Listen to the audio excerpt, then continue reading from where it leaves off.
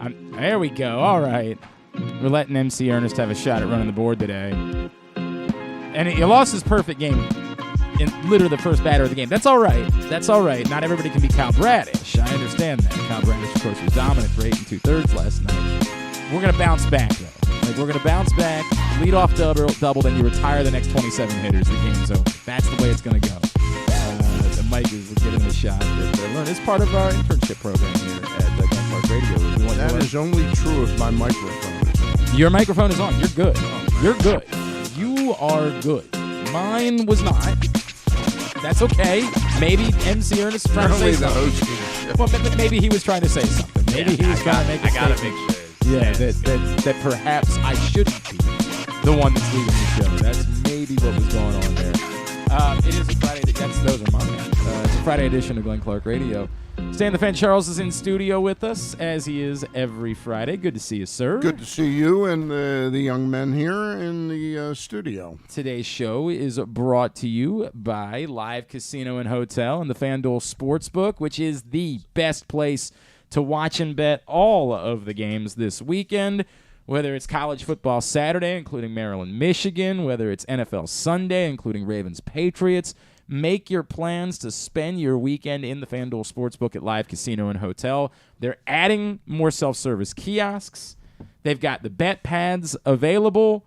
You can just camp out all day and win money, hanging out, enjoying the delicious food at Sports and Social, and watching and betting on football on their 100-foot media wall all weekend long in the FanDuel Sportsbook at Live Casino and Hotel Maryland. Email events at sportssocialmd.com in order to reserve your spot. Coming up this morning, our buddy Dan Crowley, former Towson quarterback and someone who's been working in the athletic department at Towson for a long time, he has departed Towson University, and he has a new gig running a collective, running a charity/NIL collective that the University of Maryland has partnered with for their football program called the Best is Ahead Foundation. He's going to explain it to us. I know the charity aspect is very important to them, but for Maryland fans, this is supposed to be the moment where Maryland football arrives in the NIL market and gets to the place where they can compete with other big schools for kids that are thinking about Maryland, might think about Maryland, and understand that they're going to have opportunities to profit off of their name, image, and likeness. So we will talk to Dan Crowley about all of that. Bo Smolka, PressBox Ravens beat writer, will check in with us a little bit later on. We will preview the Patriots with former Terp Scott Zolak, of course, radio color analyst for the New England Patriots. And before the show is over today, we will get you segment number 3 of the Tyus Bowser Show with special guest Marlong Humphrey. So a busy day ahead. Pleasant night at the ballpark last night. Stan, did you go out last night? No, I had the 7 o'clock Zoom with Pete Caringi, and I was aghast to see these great T-shirts that they were giving out. The Gunnar Henderson shirt. So nice. When we got them, my brother looked at it, and he was like, who is that on the shirt? Because it doesn't remotely look like Gunnar. No, it does not. Yeah. There's no hair there. Like, I know. What's that all about? It was a big opportunity. They could have threw the... Yeah, I don't know what that's all about. Yeah.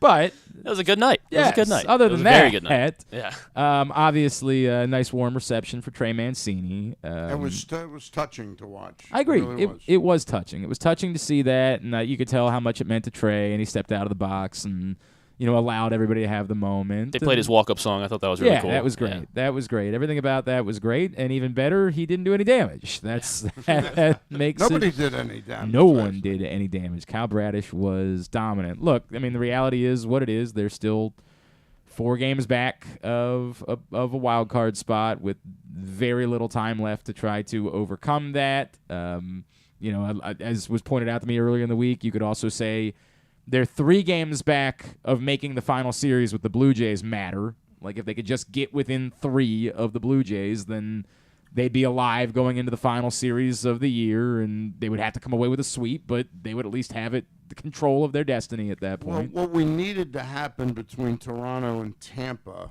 is kind of backfired. We really needed this series.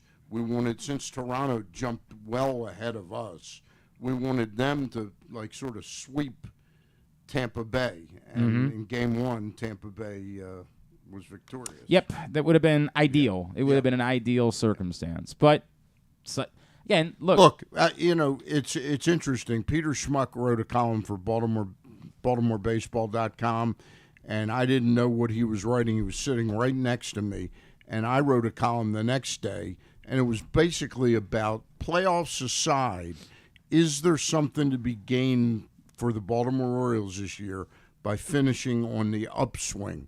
And I maintain it is important. Wouldn't it be terrible if all of a sudden the last 14 games cost them even a 500 season? It would feel like demoralizing. It wouldn't change the fact that we could all be able to say there was progress made and it was a pleasant season, but I understand what you're saying. Like, it would just be a gut punch for it to all come apart at the end of the year. Well, they were still a losing team. It would be a gut punch. Yeah. It changes the narrative a little if they finish strong. I would almost say, Stan, now that the Rays have won the first game of that series, you just root for the Rays the rest of the weekend. Like, you just one team wins all the games, and you do the damage that way. And if during the course of the weekend somehow the Rays were to come up with a 4-game sweep of the Blue Jays, and you were to even win, one more game, I'm still rooting for Toronto. The only reason I'm not is just because you have the games in hand. I understand. Games you in got hand, the games like directly against them. Changes that for me. But they don't have a very easy schedule the rest of the way. Tampa. Tampa's got they're at Cleveland next week, then they're at Houston. They've got those games against Houston. Yep, and then they finish up with the Red Sox. Right. So the Red Sox. Who will be the Andino for the Boston Red Sox that knocks the Tampa Bay Rays? Maybe it'll be Robert Andino. Maybe they'll call him up and say, "Hey, man, he's out of work. He's definitely out of baseball for sure." They'll call him up and say, "Hey, we know you're pretty good in these spots. Perhaps you come hang out with us for a weekend and see how it goes." Yep. I agree with you. It's a weird spot for me where I have accepted the fate. Like, again, I get it's not impossible. I understand there are ways that it could go about occurring, but it's so unlikely. It's improbable that I'm not really hanging on and feeling as though, like, but to your point but you still want to have it be a strong finish. You still want to have as many games that matter as possible. And even if you could somehow get 3 games in the window and go in, like, what the feel would be in town, if they could be within 3 games of Toronto going into that final series. They might even draw some fans on a weeknight. My God. I mean, it would be electric for that first game of that series if you could just go into it having a chance. And for as many games as they did have a chance, if they won the first one, it would be all the more electric the next night, right? Like, it would create an incredible atmosphere for that. Understood, but that doesn't mean that if Toronto were to sweep Tampa from here on in, and then Houston sweeps them, that somehow the Orioles couldn't be still in a position against Toronto to control their own destiny by beating Toronto. And by that point, Toronto would be locked in. They would be looking more ahead to how to shape their rotation for the playoffs. Well, but they would also still want to protect home field. They would still want it. It's still a big deal to get the first wild card spot, right? Because you get the home field advantage for the first. Remembering how the playoffs work now I had somebody the other day call me up and he said, "Wait a minute, are there now 3 wild card teams?" Mm-hmm. And I go, "Yeah." He goes, "I didn't know that. I thought we were totally out of it. Yeah, we're still in it." My wife was trying to explain. My wife was very confused as I was. She was like, "So where are we exactly?" I'm like, Well, okay, do you know what a wild card is? Like, I had to go through the whole thing with my wife last night when she was trying to figure out why it was that I was still watching. She's like, "I thought that they weren't very good at this point." And I was like, well, yes, but, it's not over. And she is very much looking forward to the part of the year where I don't just have to turn the baseball game on. You don't have the excuse every to night. watch right. baseball. Like, she's very much looking forward to the part of the year where she can say, "Hey, can I watch something that I would like to watch tonight instead of you watching baseball every night?" We're not there yet. Still got to hang on and watch. Orioles do indeed continue the series with the Astros tonight. Who's pitching tonight? Is Kramer tonight? Yeah, no. Wait, maybe it is tonight. Kramer is it's Kramer's Urquidy and Kramer tonight, right? Urquidy, Kramer tonight, and then hang on a second. Wells on Saturday. Thank you. Wells and Valdez on Saturday. Okay. Sunday is Austin Voth right now. Okay. All right. So that's the way the weekend goes. At this point, are you assuming that we're just not going to see Grayson Rodriguez before the season is over? No, I still think we're going to see him. How they've handled that is kind of mystifying. It's really weird to me. It is extraordinarily weird to me. I mean, nobody's saying that if you brought him up as a relief pitcher like last week or something like that, and he was up and could pitch an inning, maybe two, that somehow would throw him off to start next season. It's bizarre. It's bizarre to me. But, he threw 5+ innings the other day. I don't understand why you need Grayson Rodriguez throwing 5 innings for a AAA team. I don't get it. Yeah. If there's the answer might very well be there's something specific we want to see from him before he gets that might be the answer. Is it possible that they're trying him in different numbers? That he's wearing different that's right. numbered In order uniforms? to figure out what it is that he's going to be when he gets here. That's a good point. It's very important, Stan. Yes, It's critically. I would say he can't succeed unless he finds the perfect number in order to wear. There's no way that it's worked.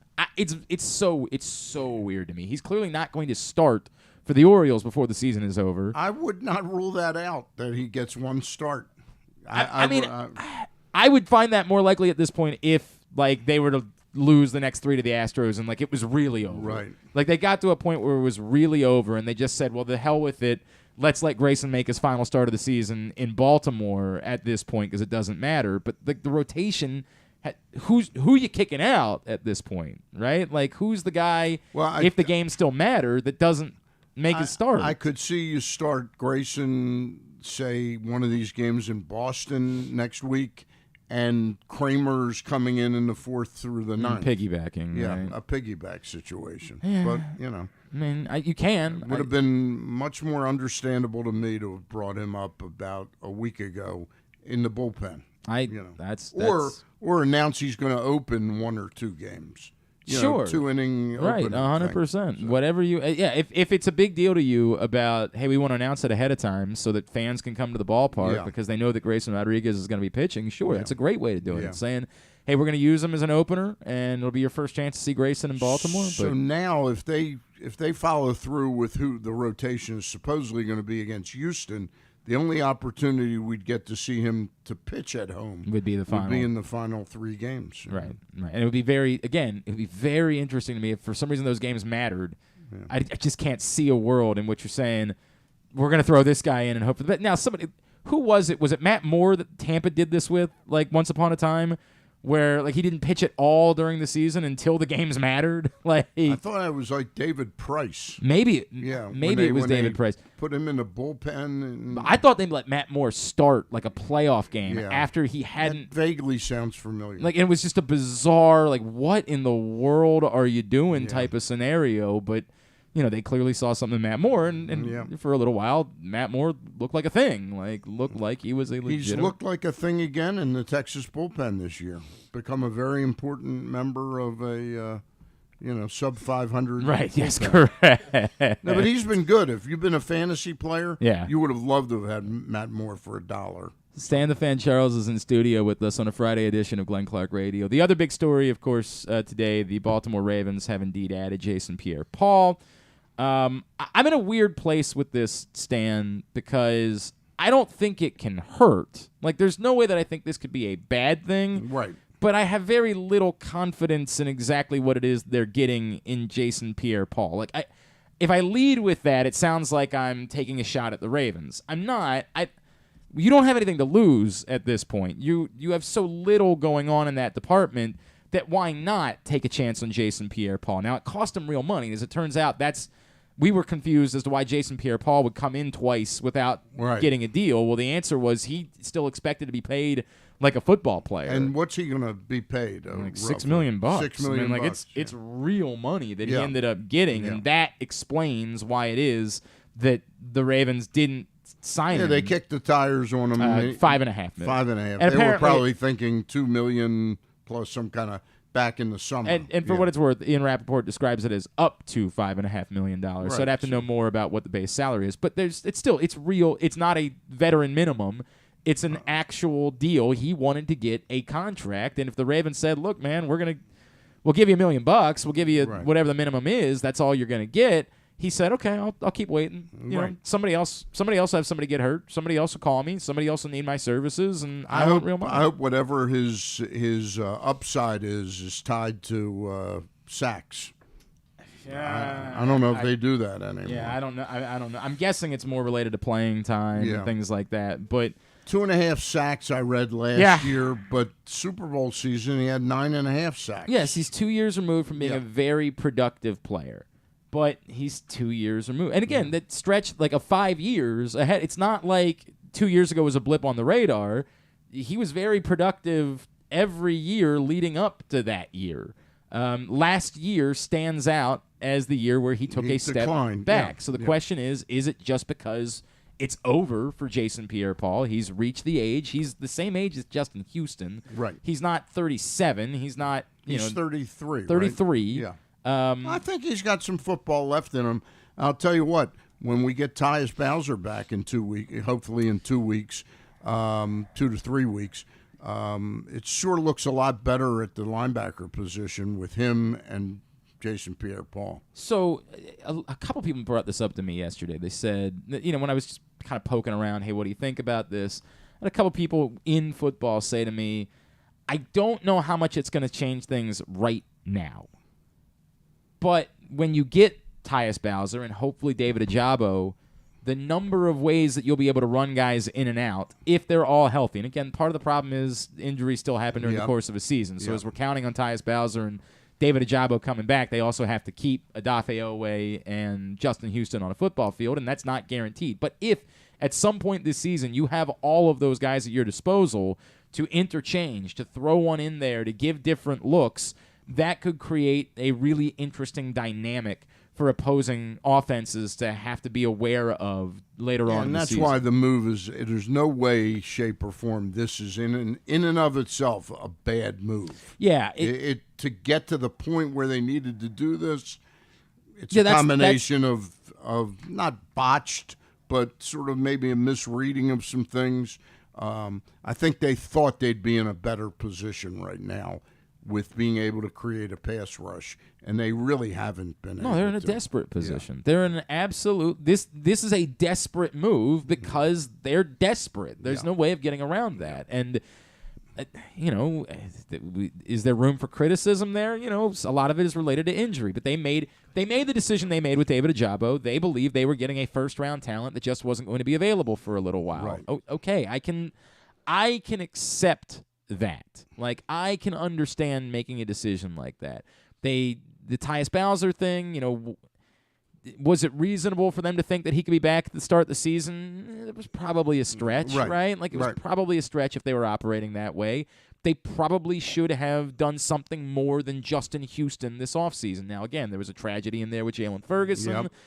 Perhaps they thought that he was ready to take a bit more of a step this season, and that, unfortunately, for tragic reasons, ended up being a problem for them in planning this whole thing out. But no, I think it's okay to say, you can be critical and say, you shouldn't be in this position. You should have been better prepared, better suited, had a better group of players out there. But you don't, and now what do you do? Yeah.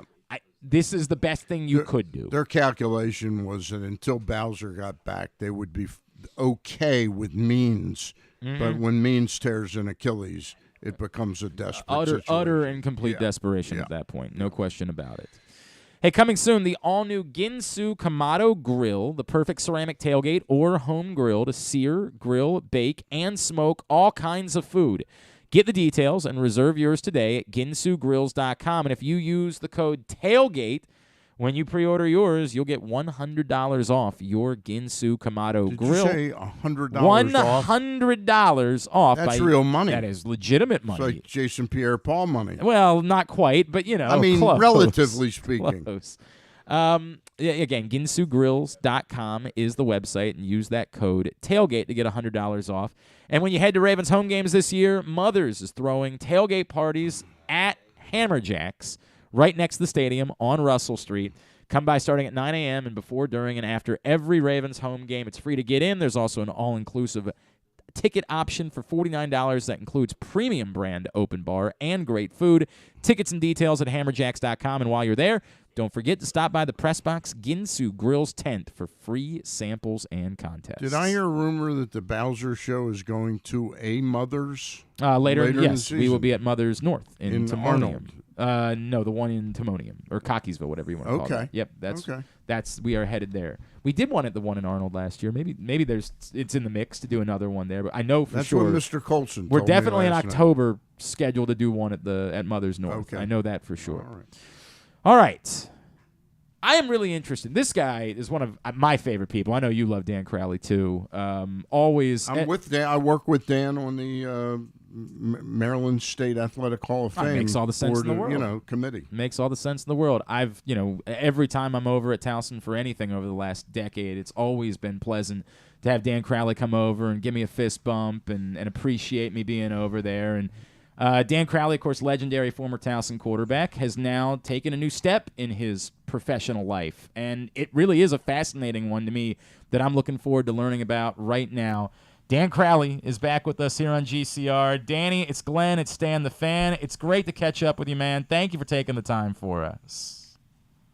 Hey, guys, anytime. I got to tell you, it's also great to hear your voices, and really excited to get into this conversation with a new endeavor of mine, and one that's really the highlight of college athletics these days. So it's a special time for me, and I always appreciate your guys' support. The Best is Ahead Foundation. Dan, just walk me through. You've been at Towson for a long time. You, at one point, were working as athletic director at Towson. When did this become something, the NIL world, this opportunity that you said, I think this is the future of college athletics. This is the path I want to get into?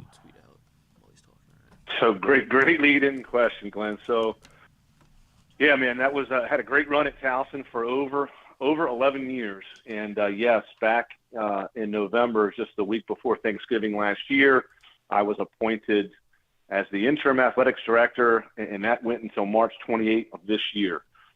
So when we talk about how this Best of the Head Foundation came about, the first call that I probably answered was in February during my time as the interim AD.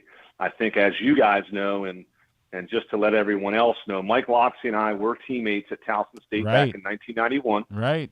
I was a freshman, true freshman. Mike was a senior. And then after Mike's graduation, his first job was at Towson State. Gordy Combs took over as head coach in 1992.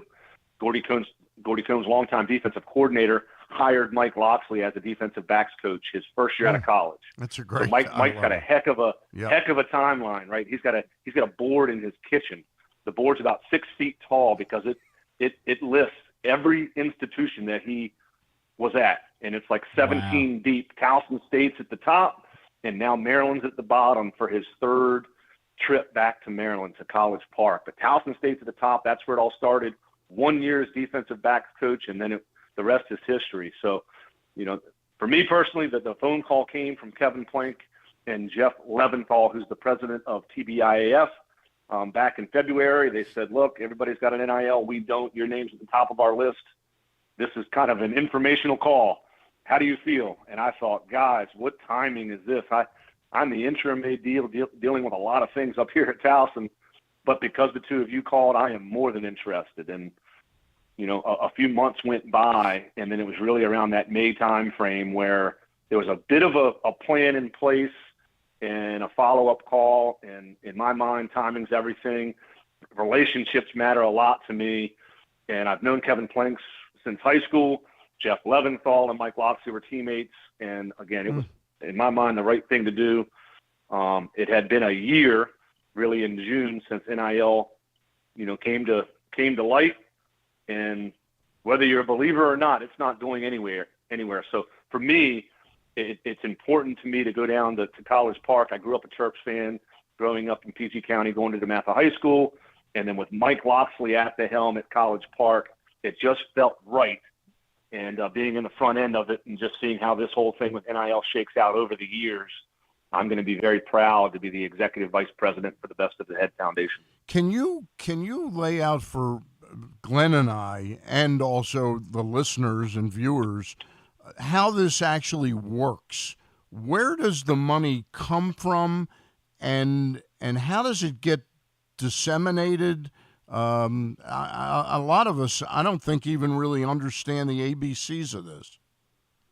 Yeah, so across the country, I think I've identified 87 NIL collectives is what they're calling them, whether they're a foundation, which represents a 501c3 nonprofit, which we are, or if it's just a simple LLC. I've identified 87 of them. So they continue to open. I think there's 130 FBS schools, and I think the goal is going to be for every one of those schools to have some sort of an NIL in place.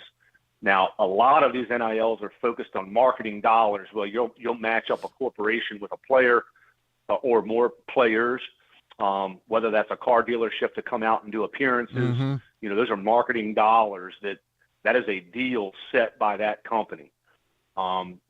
We, as a nonprofit and several other nonprofits across the country, have a different format and I think vision. And our vision is going to be to go out and raise money for our nonprofit.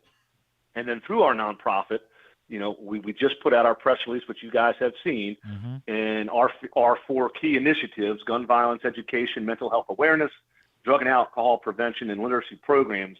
Being in the DMV down there in District of Columbia, Maryland, and Baltimore, this is like the top 3 market in America for college athletics and college football especially. And having those 4 key initiatives, the money that we raise through our foundation, we will in turn compensate the football players to go out in the community, make a difference in the community as a leader, wearing that football jersey proudly, and help enhance the underserved youth of the DMV through those 4 key initiatives. So let me just ask you, and then Glenn, I know, has got to follow up too. In other words, you use the word for football. So this has nothing to do with basketball, correct? What you're involved with? That is correct. So the University of Maryland men's basketball program, there was a group of alumni that did open an NIL program called Turtle NIL for basketball specifically 2 years ago or a year and a half ago. Dan Crowley is with us. He's the executive vice president of the Best as a Head Foundation, which is the new Maryland football NIL collective. This is interesting to me, Dan. So I want to make sure I have this right. You guys, as you say, it's not marketing dollars. It's a charitable arm that you're going to take the money that's raised, and whether it's Leah or Rakim or a future player, you're going to say, hey, we want these kids to go out and speak to high schools or to speak to groups, and we're going to use the money raised in order to pay them for those opportunities. It's not going to have anything to do with making commercials or car shows or things like that and signing autographs. That is correct. Let's take the literacy programs as one of our 4 key initiatives, right? There are literacy programs all over the DMV area, and there's one that we're talking to right now. We don't have that deal firmly established yet, but I hope to come out and make that announcement within the next 2 weeks. So it's also a nonprofit in both Washington and Baltimore, and the idea would be to create a partnership where we would be able to send our football players on a weekly basis to go down to these programs within the Washington, D.C. area where Coach Loxley grew up as one of these underserved youth, and we'll be able to do tutoring sessions, visit with the young people grades 1 through 5, and really help hopefully change their lives, give them something to look up to. And then that's the community service effort led by the players. And that'll be for all those 4 key initiatives. Now, when we talk marketing dollars, there's been some public releases that there's a couple of players at Maryland that, they've got car dealership NIL set in place. They've got a couple of other companies. One of them has done a commercial. There's basketball players that have done that as well. Those opportunities are always there, right? Anybody can do it today. You can always contact a player and work out your own deal. There are third-party vendors that write those deals for the players and get the players paid, and then in turn make sure they're filling out their tax papers correctly.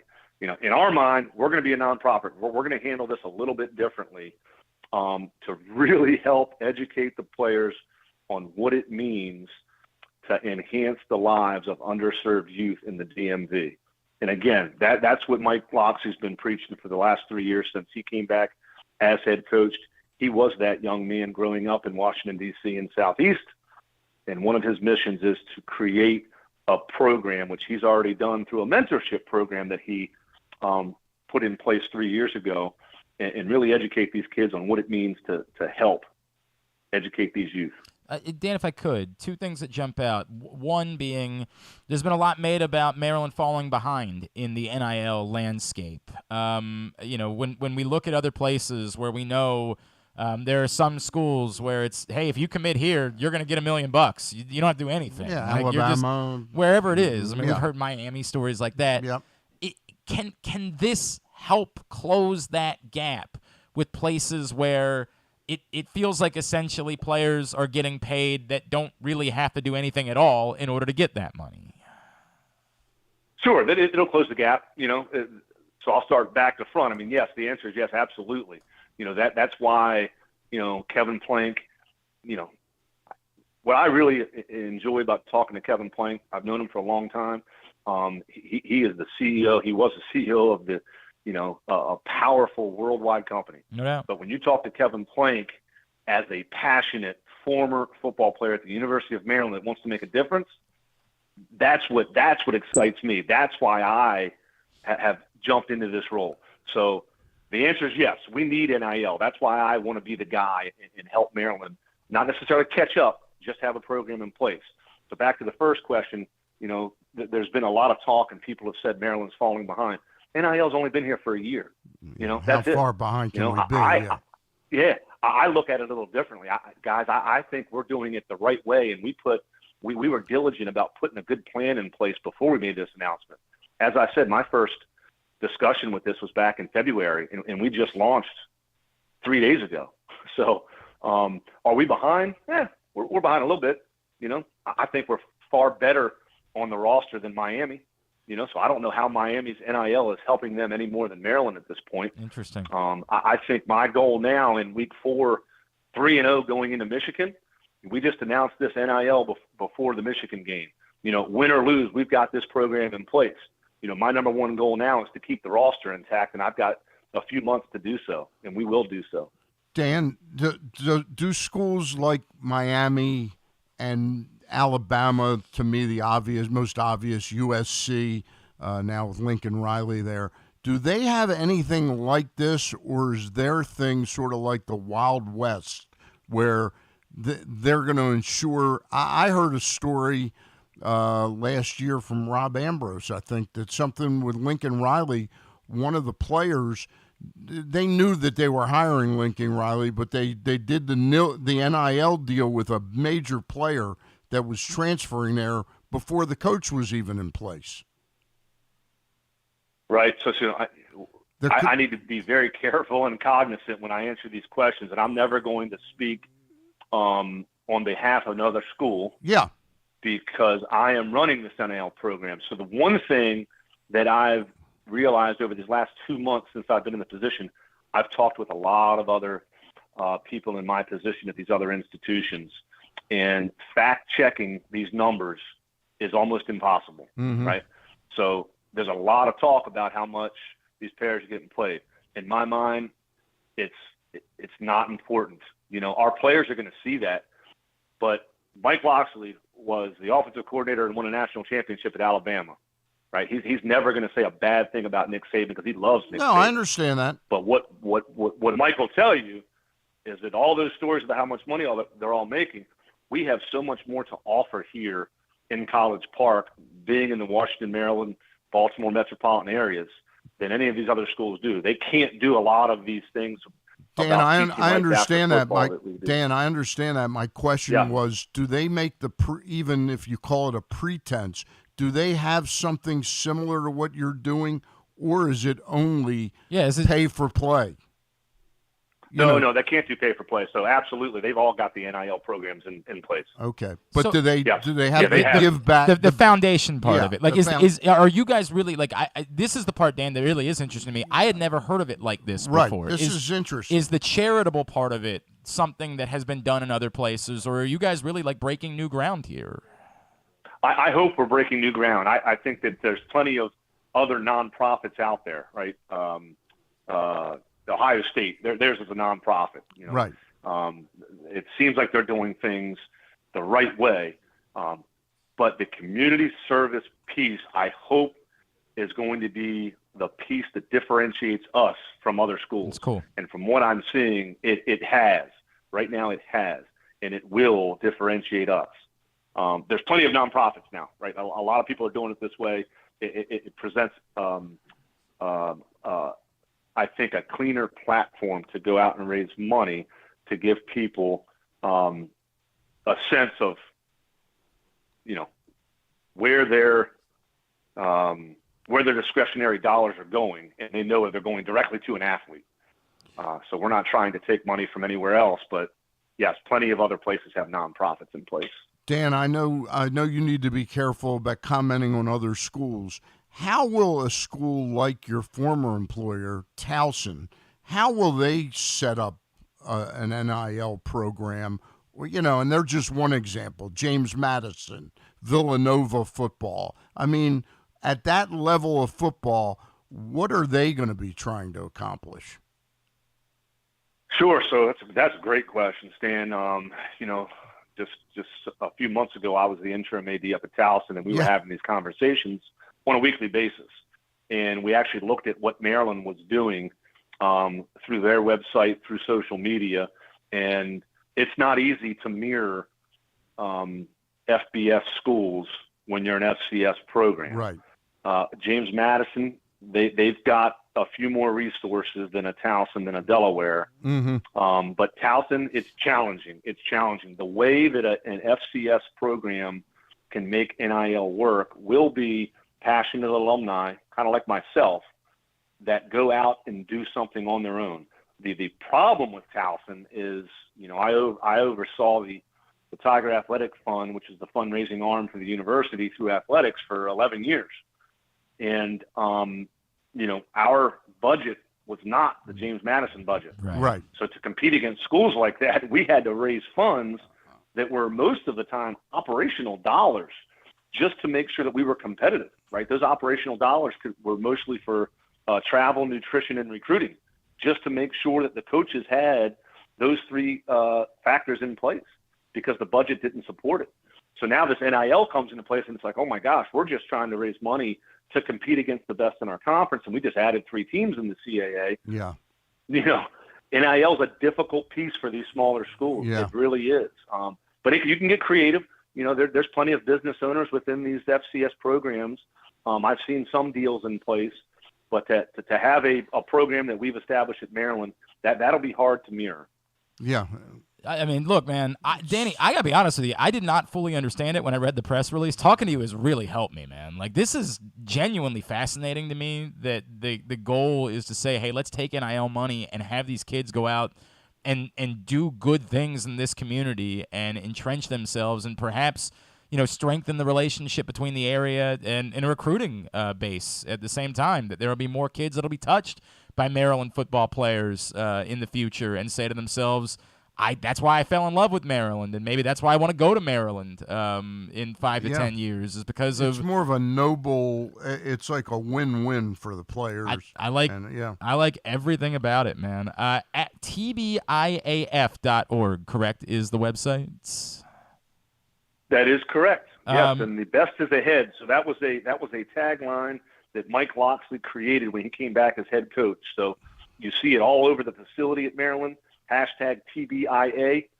So when we went back and forth with names of our foundation, we just decided to throw the F on the end because it's very noticeable over in College Park. The best is ahead. Dan, we support every area school. We're not, we don't fight and pick and choose and things like that. So, in the same way that we used to see all the time at Towson, we're looking forward to seeing you in College Park here in the coming years. I love this, and whatever we can do to help you get the word out about what you're doing. You've always got friends up this way. Yeah, go ahead. Can I ask one last question? I sure do. One last question. We had a chance to talk to Kevin Willard yesterday, and we were talking about NIL. Have you had much discussion, dialogue with Damon Evans? Because Kevin made it sound like Damon is really up on NIL. I mean, really like ahead of the curve on this. So that's a great question. The answer is yes. I've had some dialogue with Damon, and back when I first talked to Kevin Plank, then talked to Jeff Leventhal, and then I followed up with Mike Loxley to say, hey man, I'm really considering this. And I told all three that I would never accept this without looking Damon Evans in the eye and having his approval and support. Mm-hmm. And that first time when I saw Damon, a matter of fact, it was when Maryland baseball hosted the regionals, right? So I went down to 2 of those games, and I met Damon at one of those games, and he looked me in the eye and said, Danny, I am in full support. Anything I need, anything you need, and that sold me. That was it. So we just had our launch party hosted by Kevin on Wednesday, Kevin Plank on Wednesday, and Damon was there. And that meant so much to me. I know it meant a lot to Coach and Kevin. But, yes, Kevin is right, that Kevin Willard's right, that Damon Evans is in full support.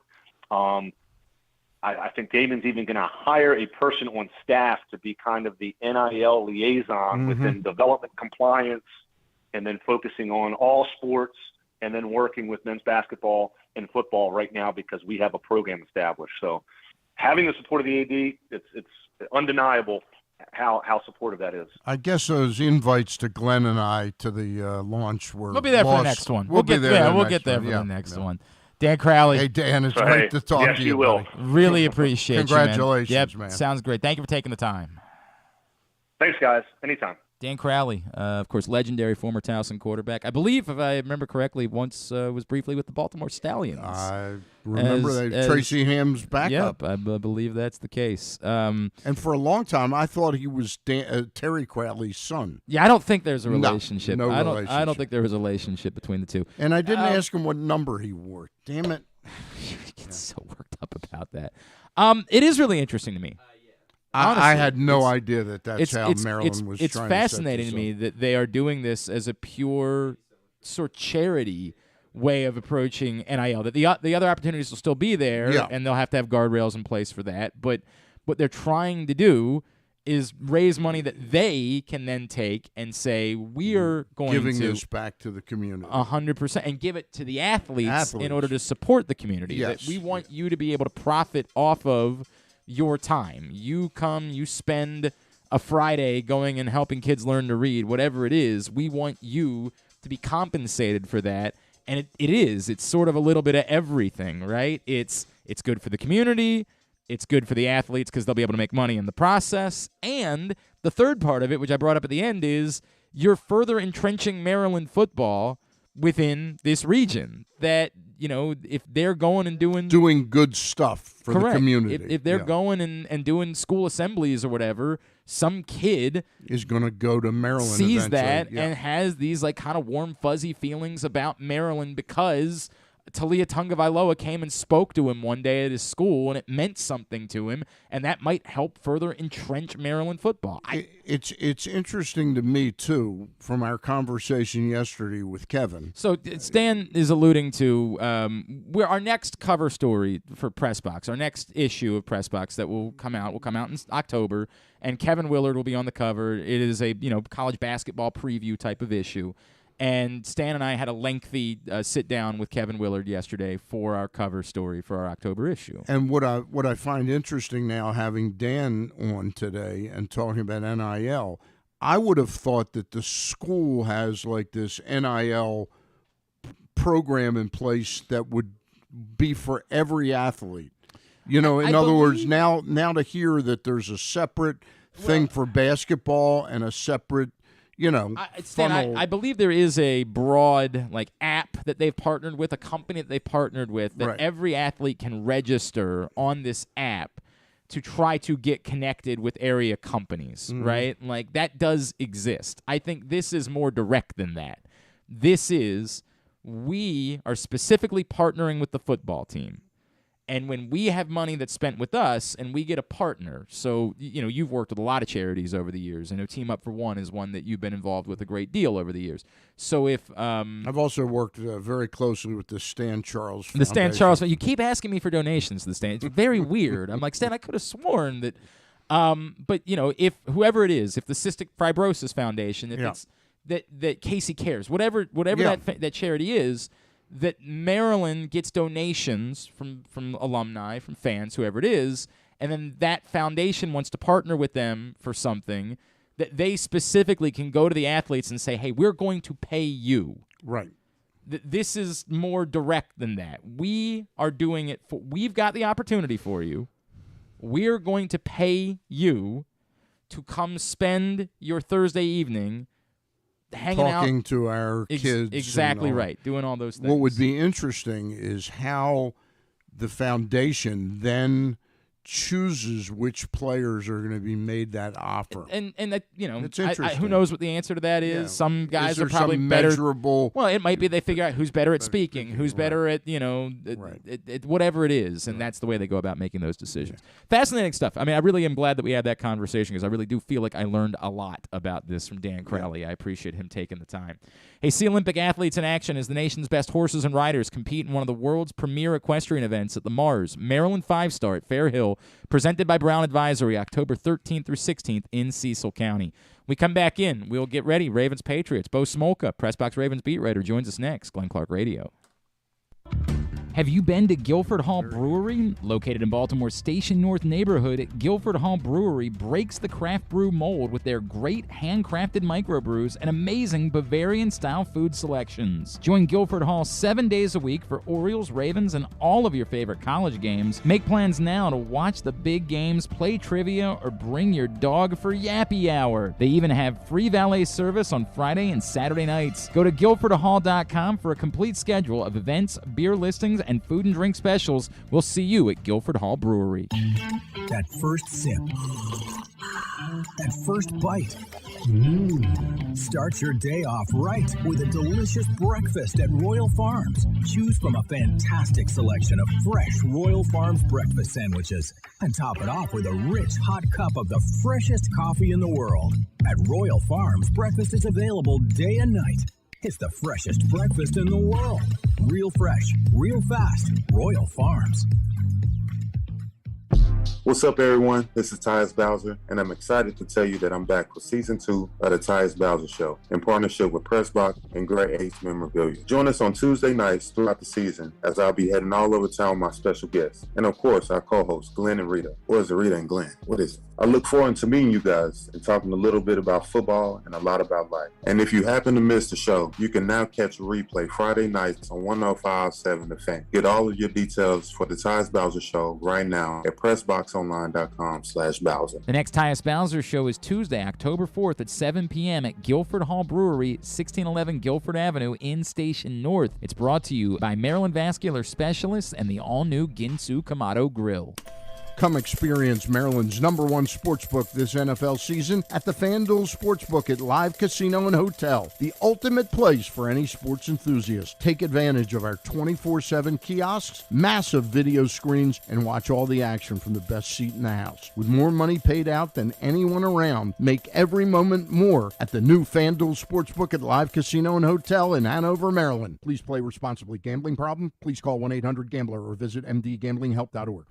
The 2022 baseball season is in full swing, and the future is brighter than ever for your Baltimore Orioles. I'm Paul Valley. And I'm Zach Goodman. And together we bring you the Bat Around every Saturday from 10 a.m. to noon with everything you need to know about the Orioles and baseball as a whole. From veterans like Cedric Mullins, Austin Hayes, and Ryan Mountcastle, to young stars like Adley Rutschman, Grayson Rodriguez, and DL Hall. We've got you covered for every game, every pitch, and every debut. You can watch us at youtube.com/PressBoxOnline and Facebook.com/PressBoxSports, or you can listen at PressBoxOnline.com/radio. So join us live on the Bat Around every Saturday from 10 a.m. to noon right here at PressBox Sports.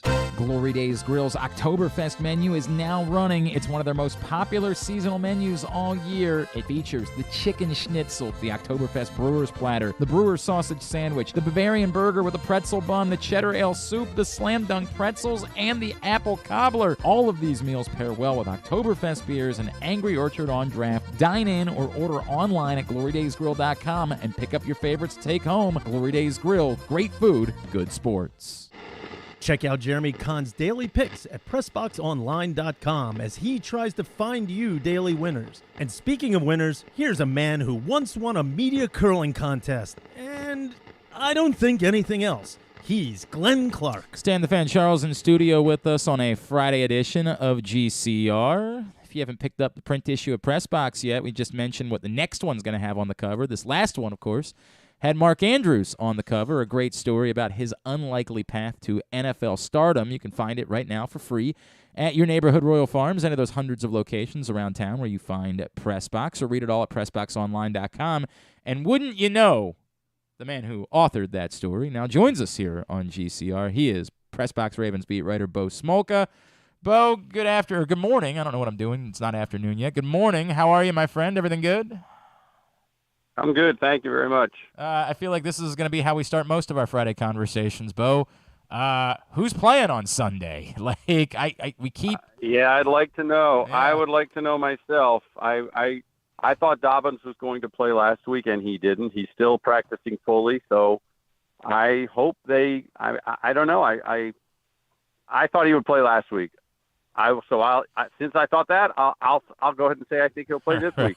They are, John Harbaugh is not going to let us know anything, I'm sure, when we meet with him in a couple hours. But they're going to be somewhat banged up in the secondary, no matter what. I mean, they had everybody out at practice yesterday, but several players were officially listed as limited, including 4 defensive backs.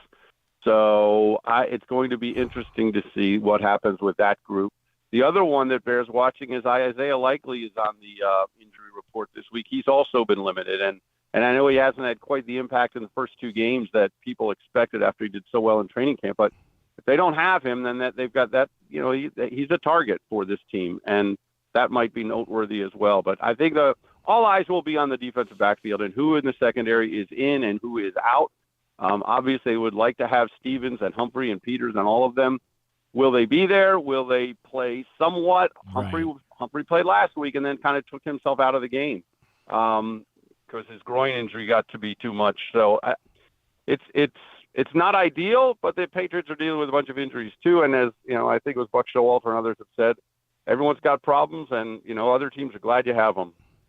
Correct. All true. The Dobbins thing obviously being the one that's the strangest, just because. Like you kind of are like, what are you waiting for? You can't run the ball. Like you can't do it. Being afraid to handle China or something. It's not the country. It's odd, right? Yeah. Bo, the other big story, obviously, in the last 24 hours, the Ravens add in Jason Pierre-Paul. I assume there's going to be a ramp-up period for Jason Pierre-Paul after not having an off-season, but what's reasonable to expect both timeline-wise and for where Jason Pierre-Paul is? We know the Ravens have an anemic pass rush at this point. How much can Jason Pierre-Paul help change that? Good question. I mean, he's 33 years old. He had 2.5 sacks last year. He's clearly on the downside of his career. He's coming off a shoulder surgery this February. When he will help, we asked John Harbaugh. He had not yet been signed, and actually the team hasn't even officially announced it. But we asked him Wednesday about if Jason Pierre-Paul or one of these other guys came in, and he said, look, we say, are you in shape? Are you ready to help us? Are you ready to help us now? Because that's what we're looking for. John Harbaugh said, we're not looking to do anyone any favors by bringing him in here. We want guys that can help us now. So I don't know that the ramp-up period will be very long, and they can't afford it to be very long. And I think with Jason Pierre-Paul specifically, I mean, I don't think he'll play this week. He literally hasn't had a practice until probably today. But he's also a guy that you might just say, you know what, in there for 7 snaps, here's your job. Go find the quarterback. See quarterback, get quarterback. That's your job. Mm-hmm. And let's keep it simple. But they cannot continue expecting Justin Houston to play 67, 68% of the defensive snaps. And Owe is going to wear out if he's playing 85 to 90% of the snaps. It's just not sustainable. And I think when those guys, especially late in games, if they're not having an impact, it might be because they're gassed. And so they need to spell those guys sometimes. And so whether it's Jason Pierre-Paul immediately this week, which I don't expect, but probably a week from now, or it's going to have to be one of these practice squad guys. I think they're going to have to elevate either Jeremiah Moon, who has been in this training camp all summer, or Brandon Copeland, who they just re-signed, a veteran guy who's from Baltimore, went to Gilman, has been here a couple different times. But they just need someone to come in and take some snaps so that Houston isn't on the field quite so much. They've got Malik Harrison, who's playing outside now, but he hasn't really had an impact as a pass rusher because he's really traditionally an inside linebacker. So it's honestly, it's what we feared, that this team does not have enough pass rushers. They broke camp with 2 pass rushers on the 53-man roster. They'll get Bowser back maybe in 2 or 3 weeks. We don't know when they'll get Ajabo back, but until they get both of those guys back, it's a significant problem. And Jason Pierre-Paul comes in as 33-year-old. I can't imagine he's going to be the huge impact guy, but they need someone to get some snaps. And they're paying him real money, apparently, in order to do it. So, I mean, they have to think he can make some sort of impact. Bo, we have not talked since the debacle last Sunday. The question that I've been asking everybody this week, and that I am struggling with, is I started to come around to the idea that, look, man, this is the NFL, and the NFL is a bizarre league, and they changed rules years ago because they want more offense. They want games to remain competitive. They want it to be that teams have a chance to come back from big deficits and to keep people glued into those games and not flipping the channel. And it's week 2, and it probably isn't worth overreacting. But then that's the conflicting part is they blew a 21-point lead in the fourth quarter. They got out time of possession in a game by 10 minutes in a game where they had a 21-point lead. And those on the surface would be reasons to panic. So how do you gauge it's early in the season, it's one game, versus these are not things that we see happen to good football teams? I mean, they had 3 defensive backs on the field for those key moments who were playing their second NFL game, and they just whatever happened, so they did wrong place at the wrong time, and you have to assume they're going to get better and learn from those mistakes. I mean, the NFL wants to be competitive, but there's no way they should have come back in that game. That game should not have been competitive. It just shouldn't have. Yep. And quite frankly, if the Ravens can run the ball and gain a yard, it wouldn't have been competitive. It's true. Because if they can gain a yard at the goal line, or if they can gain a yard on 4th and 1 at the Miami 40, then that game is not close, because they're going to either eat the clock with a 14-point lead, or they're going to be up 14-0 in the first quarter, and it wasn't close then either. So there was major defensive breakdowns that they say they're going to fix. We'll see how easy it is to fix. It was interesting because Wednesday we were out of practice, and we're only allowed to watch the first 15 or 20 minutes, and then we get ushered off the field, and it's mainly just special teams and stretching and individual. But as we're walking in, the offense starts to do their install stuff. The defense starts to do their install stuff. And we're not allowed to watch it, but we're kind of walking in. But we could hear the defense, secondary, calling things out really, really loud. It was noticeable to a few of us. And we actually asked Marcus Williams after the game, or after practice, he met with the media, and we said, were you being noticeably more loud today based on the communication issues you were having? And he said they were not. He said, we've been communicating like that all summer. I'm just saying I had never heard them that loud. Maybe I interpreted it differently, but it seemed that emphasis was made to communicate better. It clearly has to be done. And it's not just the communicating on the field, it's knowing where to be and what's coming. And as we said, all those failures came into play in that game. And but I would say again, and of course the defense and the pass defense especially are just getting killed. But the Ravens' inability to move the ball in short yardage was, if not more, at least nearly as big a problem in that game. I agree. Yeah, I agree. Glenn wrote a column about it earlier in the week. I wanted to ask you a general question. It's about the Harbaugh secretivity, how secret he is about. I thought with gambling coming in and spending dollars and promoting betting on games that there was going to be some come up in that avenue where they had to be more open about who's playing and who's not. Did I read that wrong? I mean, when you have a status of questionable, right, that leaves plenty of vague, you can be plenty vague with that. So Marlon Humphrey's questionable. Technically, it means there's a 50% chance he's going to play. I don't think Harbaugh's doing anything nefarious or wrong, but he comes right out and says, hey, it's not to our competitive advantage to let him know whether he's playing or not. Now, if the league wants to go up and say, hey, this is not, I've always said the league getting in bed with these gambling is going to bring up more and more issues. So it's a fair question, but there's been maybe one or two where, Ronnie Stanley in week 1, they called him doubtful. I thought there's no possible way he's playing. I don't know why they even give him a doubtful designation, which means there's a 25% chance.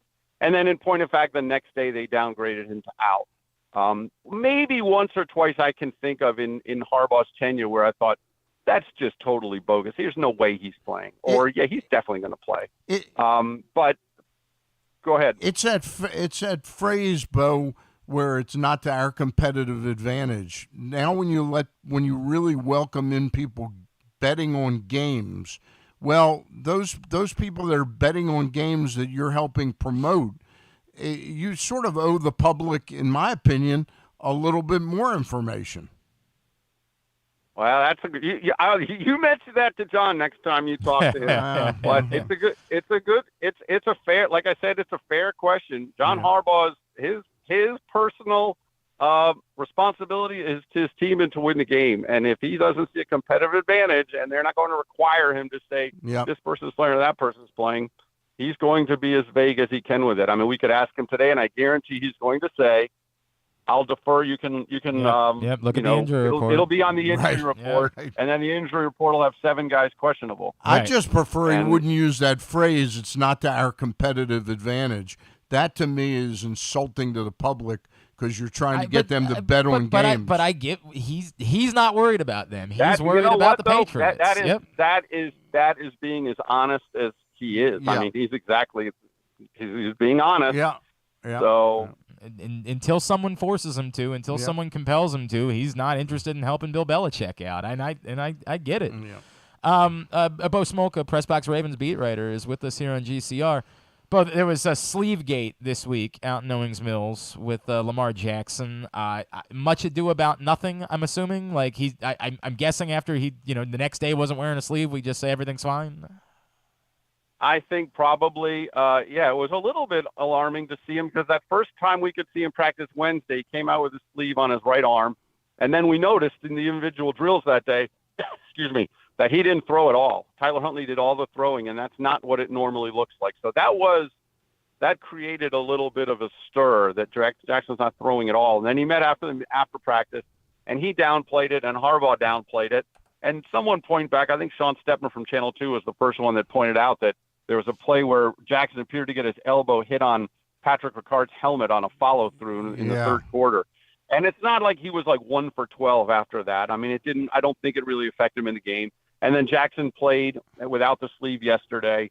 So at this point, I think it's probably much ado about nothing. Had he gone all week without practicing, then I think there would have been quite a bit of a reason to question it. But the fact that he was back to throwing yesterday, I think reduces the impact. Bo, how do you see this game playing out? New England clearly offensively challenged right now, don't have a tremendous amount of playmakers in their lineup. Is this a game the Ravens can win? I've gone back and forth with it because at first I thought the Patriots were going to win just because they're home opener, it's Belichick, and but I just think the Ravens are the better team. And I think, that last 5 or 7 minutes of that game downplayed the fact that for 45 to 50 minutes they were crushing the Dolphins. And I just think the Ravens are the better team. I think if the Dolphins obviously have more offensive firepower than the Patriots do, but the Patriots can run the ball and control the game, which is ironic that if the team would be able to run the ball and control the game that way against Baltimore. But I have gone back and forth, but in the end now I'm leaning the Ravens way. Yeah, they can win the game. Yeah. I think they're the more talented team. If they control the ball, if the Ravens are able to finally find a way to run, because that's going to be a big part of it. But I just don't see the Patriots offense being able to do a lot. I don't think they're going to do anything like what the Dolphins were able to do because they don't have the players. Right. So I think that Patriots offense stays probably in the teens, maybe low 20s, and the Ravens can outscore them. That's what I think. But I'll wrap with this: if J.K. Dobbins comes back, does that just fix this? Like what I'm worried about. It's so bad. It's so awful. It's so putrid, their attempts to run the ball with the running backs so far, that it makes me worried that it's not just the backs. And I know J.K. Dobbins averaged 6 yards per carry, the last time we saw him, and he looked like a guy that was a budding superstar. But there's no push in this right now. Tyler Linderbaum's getting his butt kicked. They're not getting much at left guard, and even Morgan Moses has not looked great. I think McCary's held up about as well as you could ask from him. But does J.K. Dobbins just solve the problem if he does get back out on the field, or would you still be concerned about their ability to run the ball at that point? It's a good question. I think they're going to have more opportunity to kind of run east-west and create that way than these guys do. I think they're just like Mike Davis is taking the ball between the tackles and just getting nowhere. And maybe the holes aren't there between the tackles at all. And I think there was multiple failures. I went back and watched all those busted or short yardage plays that didn't work. And you can pretty much go right down the line of a player that missed a block, including the tight ends. It just the short yardage blocking just wasn't there. And if you pound J.K. Dobbins inside in short yardage against 10 guys, he's probably not getting anywhere either. But I think J.K. Dobbins gives the ability to bounce it outside and be more elusive in space than any of these other guys that they have. So I think that's where he would help them out more. Assuming he's, again, we still don't know what he's at. Is he 100% when he comes back and plays post ACL tear? We don't know. But I do think he represents the ability to get more in space on the edges than these guys do. I still think they are having a lot of issues running between the tackles, and they have to really kind of figure out why that is or what they can do, whether that's spread out, play 4 wide receivers and not allow a team to put 9 guys between the tackles, and then you try to run right at them and you don't get anywhere. But running between the tackles especially has, I think, been a problem, and I think Dobbins is going to give them more opportunity to create laterally in a way that these guys don't. At B Smolka on Twitter is how you follow him. The Believe in Ravens podcast with he and our buddy Dan Wilcox as well. Bo, appreciate you, sir. We will talk to you again next Friday, all right? All right. Thank you very much, guys. Take care. Thank you, Bo. Smolka, PressBox Ravens beat writer.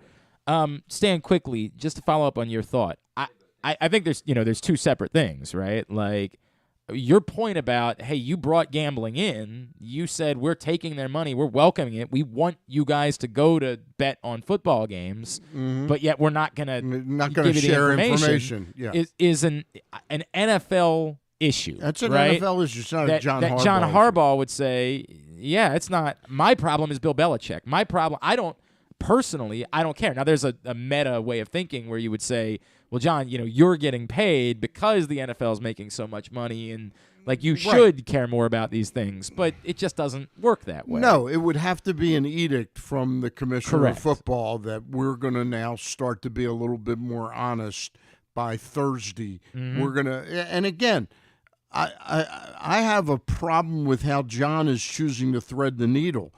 As Bo said, that questionable thing gives them some leeway. Bill Belichick has done this forever. But when you say that, well, there's no competitive advantage, well, I'm competing now. I'm part of the equation. I'm competing in my bet. But that's what brings me to watch the game. Of course, but he's obviously referring to the Ravens and their ability to win the football game. And look, Bill Belichick has listed his entire roster as questionable for 20 years, something I honestly don't think one football game has ever been won by probably playing foxy with the opposing coach saying, well, we don't know if Flacco's going to be able to play today or not. Stan, I'll give you an example.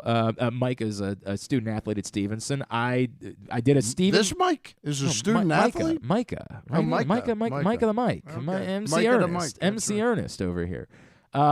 I did a Stevenson soccer game this week. Right. It was their first game at their new facility, and after the game, we were talking about they made a goalie switch in the middle of the game, and I just knowing that they didn't that a Division III soccer coach wasn't going to want to answer the question, I had to sort of tap around. Hey, let's talk about the goalie thing. And the first thing he said out of his mouth was, "Well, I don't want Marymount to know what it is that we're going to do." Of course, there's no betting involved. There's no no one else cares. There's two. You mean that game's not on the line? Yeah, believe it or not, I don't think you can go to the FanDuel Sportsbook and get a bet in on the Stevenson Marymount men's soccer match on Saturday. But I get where he's coming from, which is this is how coaches operate. Yeah. They eternally operate with if there's anything we can do that you're not prepared for, we think that's to our advantage. Whether it is or not, who knows? What if the team came out just like in their underpants? That would be really they weird. They didn't tell the other team that would be really weird. Beforehand. I think that wouldn't be allowed, but I mean, if it helps it would win. be very distracting at first. I remember that after Maryland played. Do you remember the Labor Day Maryland-Miami football game? That big win. That's the biggest win of Randy's. It was. Well, we thought it was a big win. Obviously, part of the Miami was terrible, and Maryland won like one more game all season long. Right.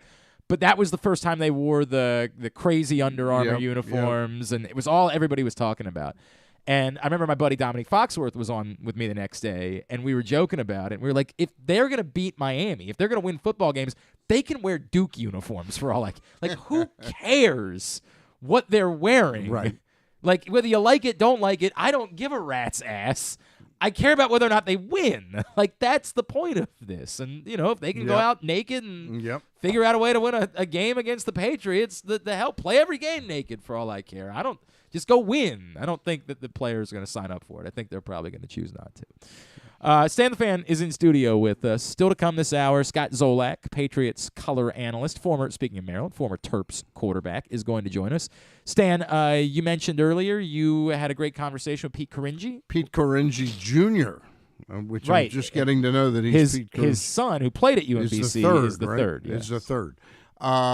Pete, by the way, had a great moral victory figuring out how to go. And, prior to last night, I only thought it was Jews over 60 years old that didn't know how to do Zoom or something. Oh, okay. You're putting Stan can say that because Stan is Jewish. I want to make this abundantly clear. Yeah, Stan can say whatever he wants. He's Jewish. Glenn did not say that. No, Glenn Let's did make not that say that abundantly at all. clear. Pete was so ecstatic that he figured out how to Zoom, actually be able to talk on the funny. thing. That's pretty funny. We had a really good conversation, Gary Stein and I, with Pete Coringi Jr. Monday night, Ross Grimsley and I are bringing back an old blast out of the past. Bill Swaggerty is going to join us. This is random. I played golf with Bill Swaggerty once. I played golf with Dave Johnson, and he brought Bill Swaggerty with him. And I am not a golfer. Right. Swag's a good golfer? They hit the ball pretty well. I'm pretty sure at some point during the round I stopped playing. Right. You ended up their caddy? Yes. They were there to golf. Yeah. I was not. This is a long time ago. This was Kadri played with us that day, in fact, and it was Forrester, myself, it was quite the day. It was quite the day, and yes, I don't think your friend Glenn played that much that day. I think at some point I hung him up. I just said, guys, I'm gonna have a beer. You go right ahead and you play your golf round. We'll see how that goes. I'd like golf a lot better if it was like 12 holes for non-professionals. I still don't think it would make me any good at it. I am just not good at that. No, but game. you'd finish. Yeah, maybe. I've had some days where we decided to go play 9, and it took us about 3 hours. Those last 6 holes really drag. I agree. They really drag. You can find all of Stan's shows, Facebook.com/PressBoxSports. Click on the videos tab. Go to YouTube.com/PressBoxOnline or PressBoxOnline.com/video. I want to talk briefly about Aaron Judge when we come back in, and then we'll talk to Scott Zolak. That's on the way. Glenn Clark Radio.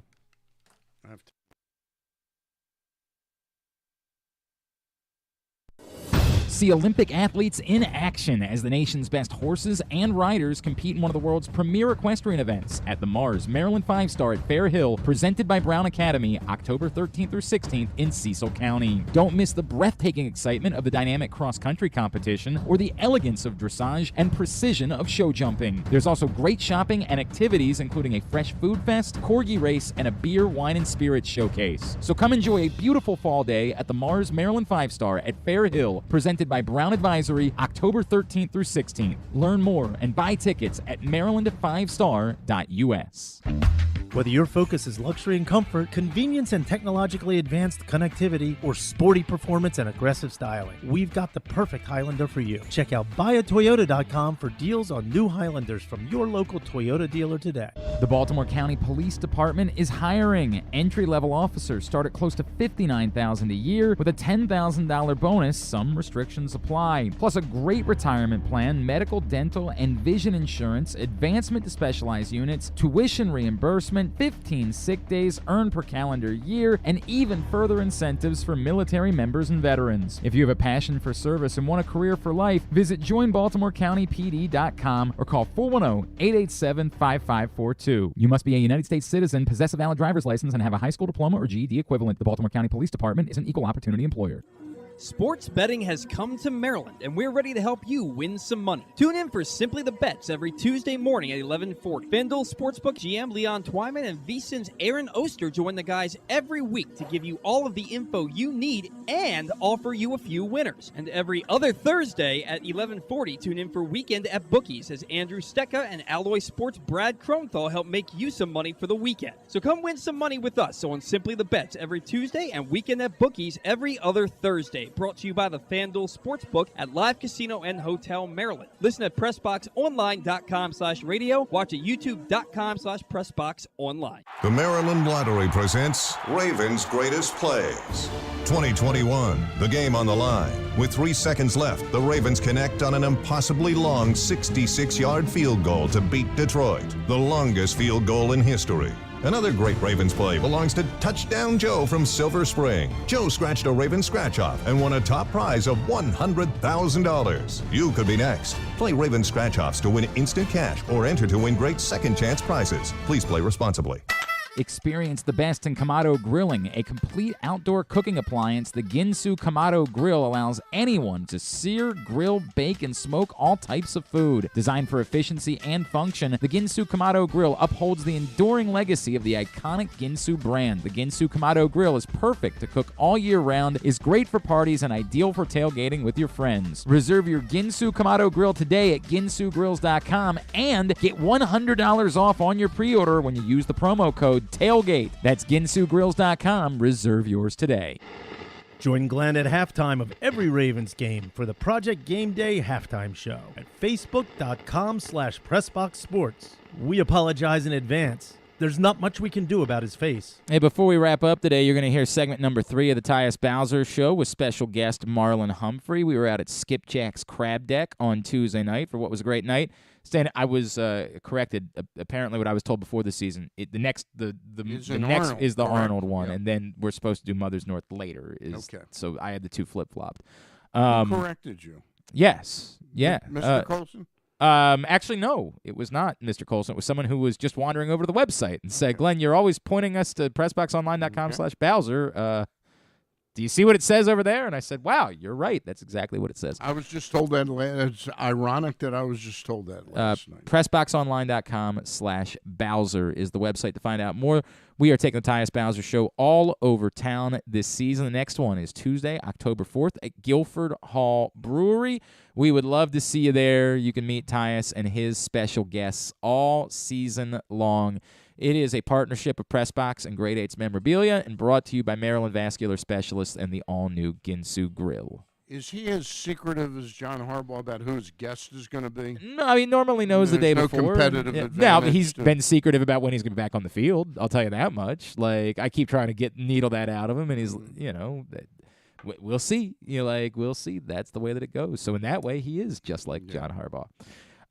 Stan, we've had a couple conversations on the show this week surrounding Aaron Judge. And the first to me is I think that Aaron Judge is having an amazing season. Right? I think it's been an unbelievable season. I think there are people that are, I don't want to say emotionally is the wrong word, that are more directly connected to it. A lot of New York-based baseball writers, New York-based beat writers, baseball beat writers, that are trying to project that Aaron Judge should be the runaway MVP of the American League, that there should be no conversation about it. And I sense that it's because they're living it every day and they're feeling how impactful it is. And I get that. I think if you're in New York, you would feel that way every day going to the ballpark. Like, dude, how could you possibly be pretending like there's some debate about who the MVP is? Do you feel what this is like every day while the Angels are out, miring through another miserable season? I understand how they can feel that way, and ultimately I think Aaron Judge is going to end up being the MVP of the American League. But I can't agree that it's some sort of slam dunk thing or so obvious, and it is a more compelling debate about the nature of the MVP award, the word valuable, because I think there's something to be said for it's impossible for there to be any player who is as valuable to their baseball team as Shohei Ohtani is. I understand, and it really hinges on the terminology of calling it the MVP, not the best player, the most outstanding player. The most outstanding player. In that case, to me, Ohtani, because of his dual value, is going to win. But I have a real hard time thinking how valuable somebody is to their team when they don't win. But is that on them or is that on the team? Like, if Shohei Ohtani was with the Yankees and Aaron Judge was with... But the award is about value. I understand that. And right. We could argue that the Angels are 25 games behind Houston. If they didn't have Ohtani, they'd be... How far back would they be? They'd probably be 38 games or 40 games less than the Astros. But where is the value in being 20 more wins when you still lose 90 games? To me, the value is Aaron Judge is the most valuable player. If you take him out of their everyday lineup, this team would really they'd barely be a playoff team. But let me go back. If you switch the two, yeah. If you put Aaron Judge on the Angels and Shohei Ohtani on the Yankees, would the Angels be much better?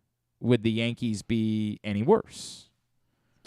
I mean, I get the way you're asking that question. The Angels don't have Garrett Cole and Aroldis Chapman and whomever else is pitching for the Yankees right now that I can't think of. But I understand what you're saying. But to me, I'm always going to pick the player that's with the winning team. And by the way, I do think this goes back to why I think Aaron Judge is going to win. I think Aaron Judge is going to win the MVP award. You're very good at arguing both sides ultimately, of a point. But it's the idea. I keep seeing this from New York writers that there's no argument. There's no. He's the runner. And I don't. There is the flip side, which is, do we have to almost say, well, you can't just make it be Shohei Ohtani every year. We almost have to be like grading on a curve when we talk about these conversations. I mean, look, it's I by the way, for what it's worth, Aaron Judge's WAR is actually higher than Shohei Ohtani's WAR this season. So that even with Shohei Ohtani being a two-way player, that to me is the most compelling argument for Aaron Judge's MVP. The most interesting thing about Aaron Judge to me, though, is the contract that somehow, and I just wanted to go over this real quick. Because we could argue this back and forth, and we probably will next year as well. There'll be somebody else. But I just wanted to go over the Yankees contract offer was what, for $215 million? But again, what Aaron Judge fails to take into account a little bit is in 2018. 7 years, $213.5. Okay. Which is an average of how much? I'm sorry. That'd be $30 million. $30 million. Look, there's no question that Judge's year this year is probably like a $50 million value. But he's not likely to hit 60 home runs every season. In 2018, well, the reason he's not likely to is what I'm getting at. In 2018, he played in 112 games. 2019, he played in 102 games.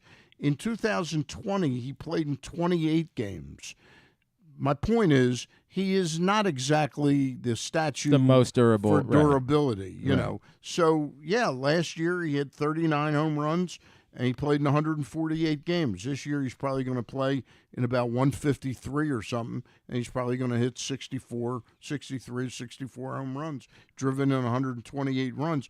But when he negotiates a contract, I think it's incumbent on both sides to be fair, and I don't think the Yankees' offer is that insulting when they made it. I understand what you're saying, and I'm going to push back on that a little bit. So now you're going to say how valuable he is. It's less about his value. It really is less about his value and more. I don't think it's a player's obligation to be fair in any way, right? Like, I disagree with that part of it.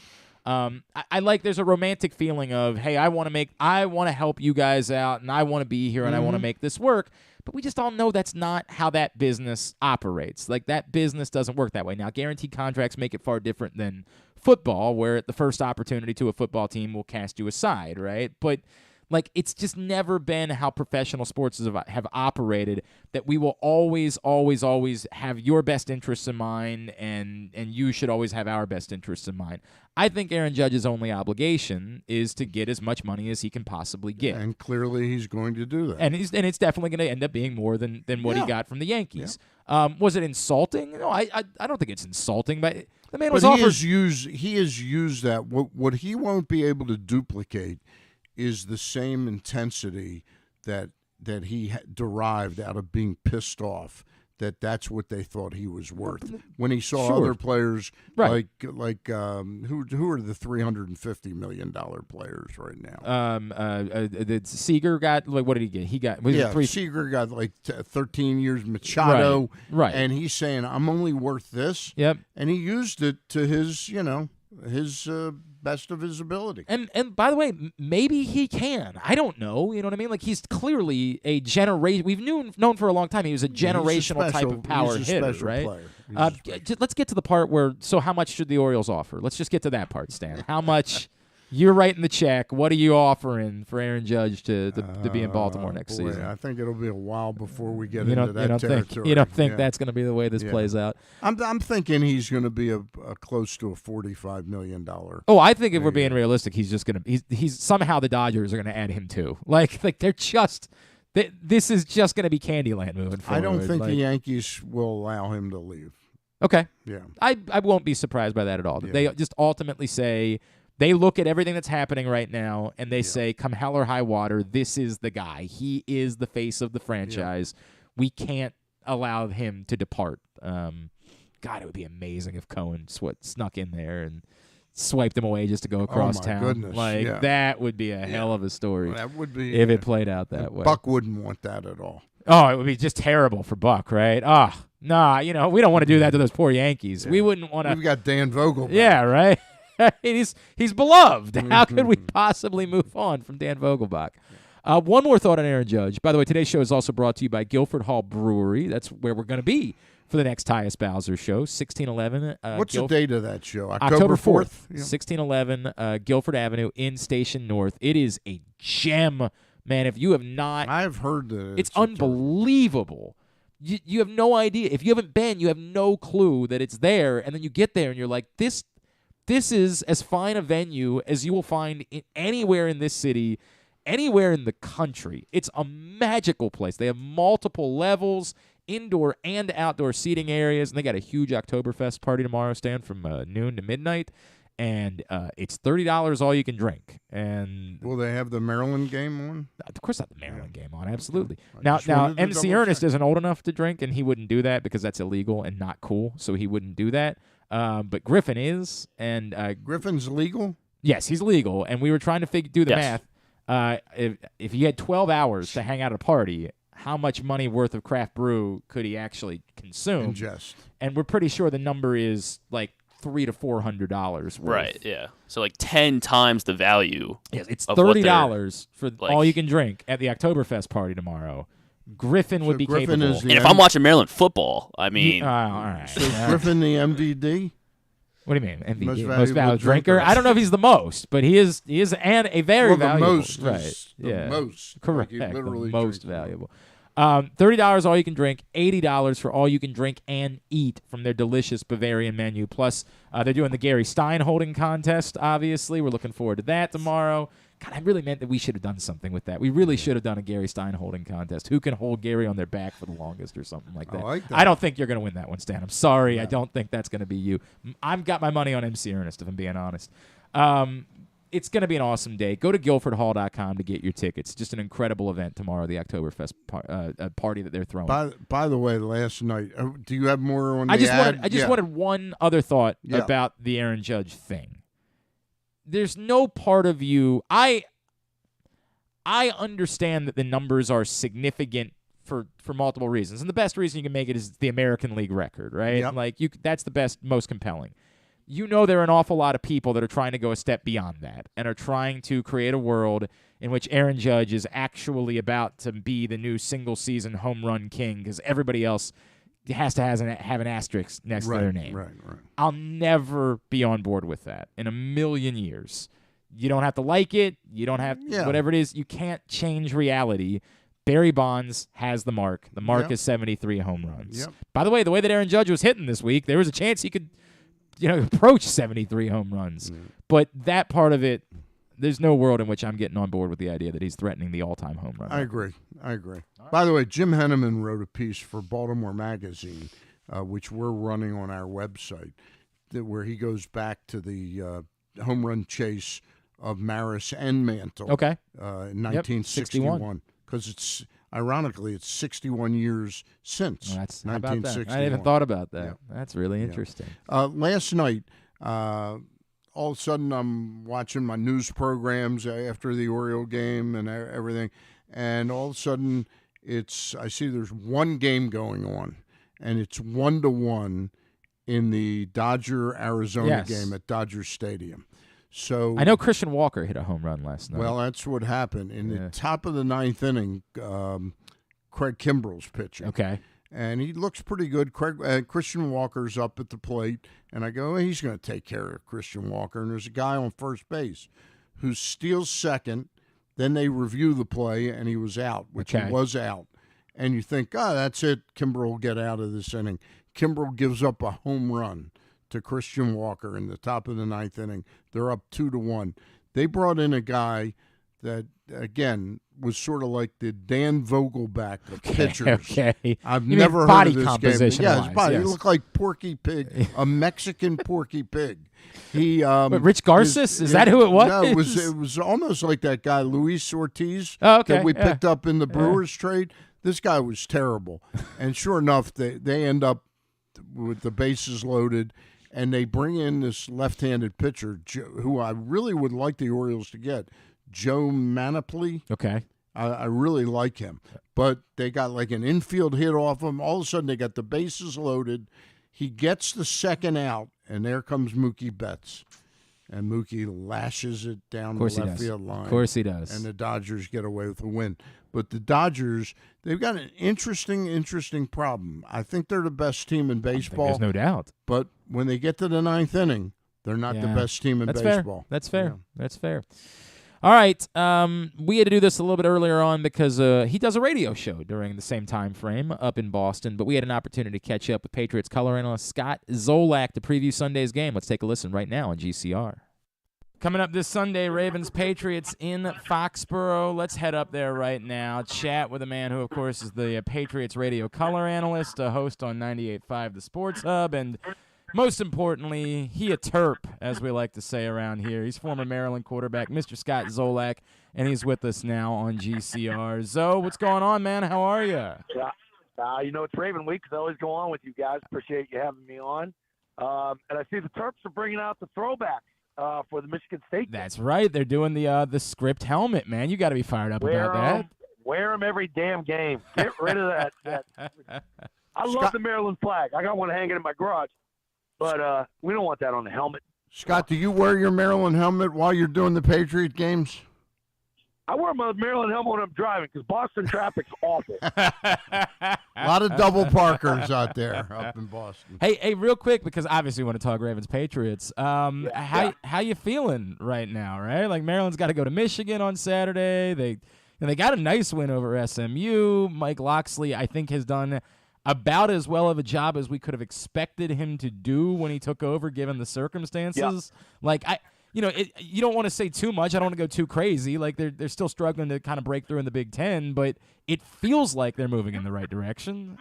It does. It does feel like that. And I got a lot of buddies that are the no Loxie, and I think Philly's doing a good job. You never know with Michigan. Like Michigan could beat them by 25. Michigan get upset by 10. They're a weird team. They're a weird team to gauge. They really are. All right. Well, we will hope for the. I like where the program's at. I like that. We like the sounds of that.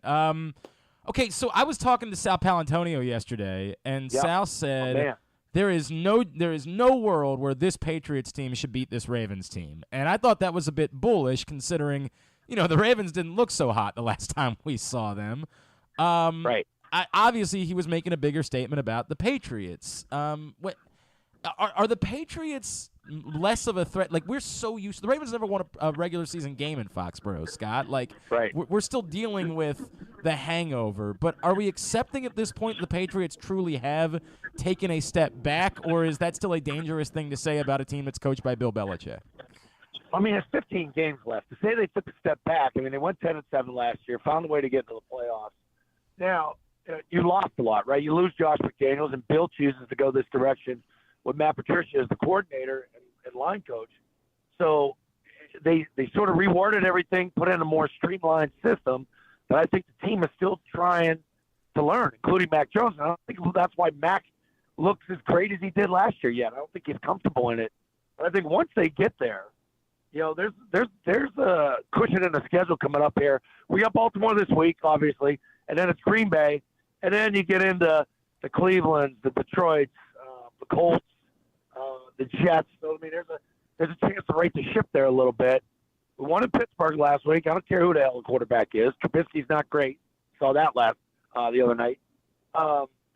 And Pittsburgh's a decent team. I mean, anytime you win in Pittsburgh, it's a good win. You guys know that. Yep. You guys hate Pittsburgh. Yes. And we went toe-to-toe with Miami, and not like trying to look for any silver lining. Mac Jones gets strip sacked. They get 7 points there. That was basically the game. But we don't give big plays up over the top. I think the way they played Lamar during that COVID year in the rain game, the Cam Newton year, I think they learned a lot from that Sunday night game a couple of years back when Brady was there and we were 8-0.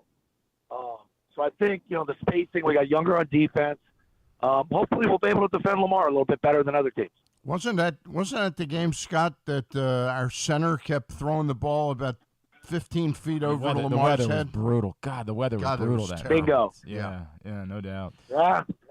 Scott Zolak is with us. Go ahead. All right, Scott Zolak is with us, Patriots color analyst. Yeah, I love Scott. This is the best. I love doing these. So okay, the roadmap, what the Patriots want, right? Like when they face the Ravens on Sunday, do we assume it's a defensive, low-scoring game that comes down to a key possession at the end? They get a defensive stop. Like, is that ideally the Patriots' roadmap to beating a team like the Ravens on Sunday? I would think so, yeah. Just don't let Lamar get going. Don't let him get in rhythm. Try and keep him in the pocket.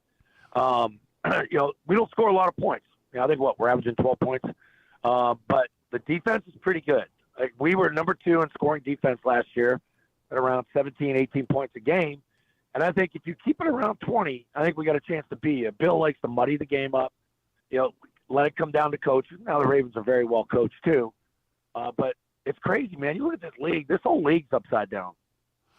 Other than Buffalo, I don't know if there's there's another team that looks like a runaway train like they do. I think it's Buffalo ahead of everybody right now. Yeah, it does look that way. Scott, I'm wondering offensively, who are the weapons that Mac has to use? Aguilar he had a good game last week. Nelson Aguilar did not have a good year last year. He's making like $15 million this year. Kendrick Bourne was in the doghouse all summer. I don't really know what all the issues are behind that. We got to get him up and going, and he started to play more. Jacoby Myers is really Mac's go-to guy, former quarterback, and kind of plays the slot. He's a big kid, 6'4", but he knows how to run that slot position. And Hunter Henry really hasn't done much yet from the tight end position, but we'll see. I mean, we got good backs. We got Damian Harris and Ramondre Stevenson. So once we get everybody on the field and rolling at the same time, it should look better for Mac. there are a lot of still connections, the former Ravens that are up that way, and kind of Matt Judon leads the list, I think, of the significant former Ravens up that way. Right. I know Matt came up there and really seemed like it looked like money well spent. Is everybody up there still happy with Matt Judon's performance? Yeah.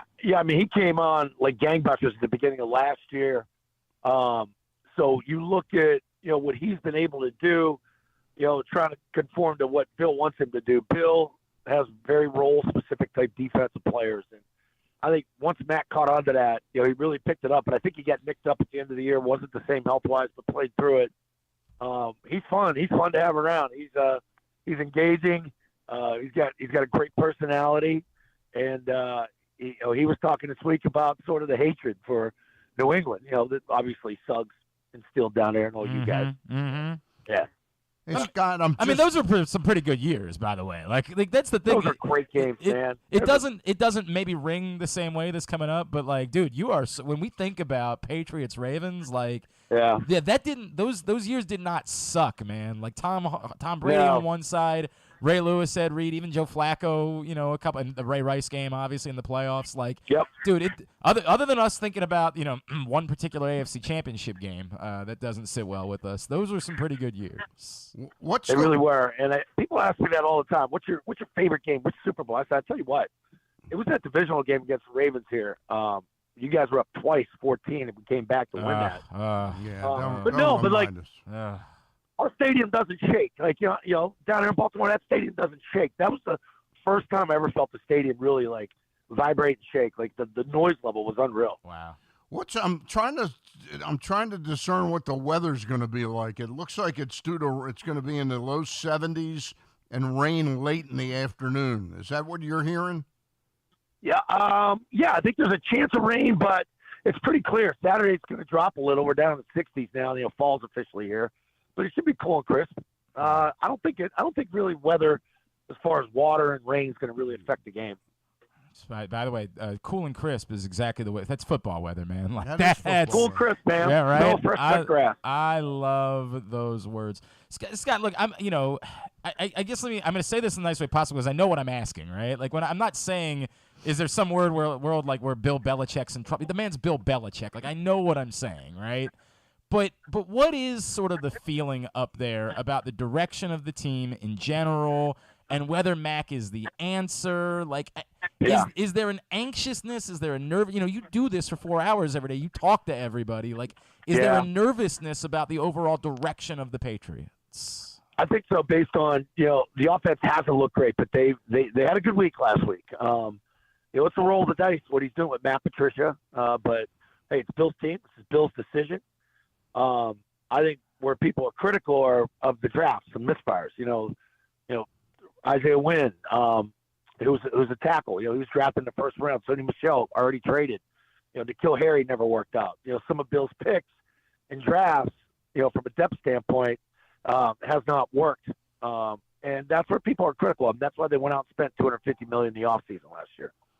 I'm looking at what Jerry Jones is trying to drum up in Dallas right now by implying that he'd really like to see Cooper Rush make it a quarterback controversy. In New England right now, are the Crafts kind of on board with Bill Belichick right now, or is there a little bit of a dance starting to take place? I don't sense any of that. I'm very friendly with both. I think Robert does a fantastic job running the organization part of the business end, and he lets Bill do the football and do all the football decisions. I'm sure they have meetings, and I'm sure Robert does question him because Robert is a fan at first. Yep. About certain things, but I think what he learned over the years through Parcells, through Pete Carroll, now to Bill, is that it's best served to not act like Jerry Jones, do radio shows and meet in the locker room and hold court. I don't know why Jerry would do that. Talk about that after you paid Dak all that money. You're paying Dak $40 million a year. I wouldn't open my mouth about Cooper Rush. Exactly. Right. I agree with you. Want him to go win a football game on Sunday, but maybe that's about the extent of it. Like, that's all you need to say. All right, he is, of course, the great Scott Zolak, the former Terp, and you will, you probably not be listening to the radio broadcast, but if you happen to be in New England, if you're making the trip up this weekend with the Ravens, you'll, of course, hear his broadcast, 98.5 The Sports Hub, at Scott Zolak on Twitter. Zo, always appreciate you, man. Thank you for taking a couple of minutes for us, as always. I am sure we'll be talking again soon, all right? No problem, guys. I appreciate it. Go Terps. That is Scott Zolak, of course, Patriots color analyst, getting ready for Sunday's game against the Ravens. Today's show also brought to you by your neighborhood Glory Days Grill, where the Oktoberfest menu is available and is delicious. They're real and they're spectacular. God, love me some Oktoberfest menu at Glory Days Grill. The chicken schnitzel, the Bavarian burger with the pretzel bun, the Brewer sausage platter, the Brewer sausage sandwich, the slam dunk pretzels, the cheddar ale soup. See everybody noticing that today is officially the first day of fall. A lot of talk about it being hoodie weather, about seeing a lot of quarter zips in my life. I mean, I'm going to go to the Oriole game tonight, and I actually have to think about layering up. You're going to layer up tonight. Up. Yeah, right. It's that time. I know it's good for that type of weather. A little cheddar ale soup over at Glory Days Grill. That's the way to go. GloryDaysGrill.com to get your order in. You walked a quarter zip, or is that a quarter zip? Yeah, it's a quarter zip that Stan's got on today. Absolutely. Very nice. It is quarter zip season for sure. Time of year. I don't know what it is. I can still wear shorts. Oh, for a good while. It is my favorite. It's like a stretch of a week, maybe 2 weeks, where it's hoodie or some over. I don't know. This is.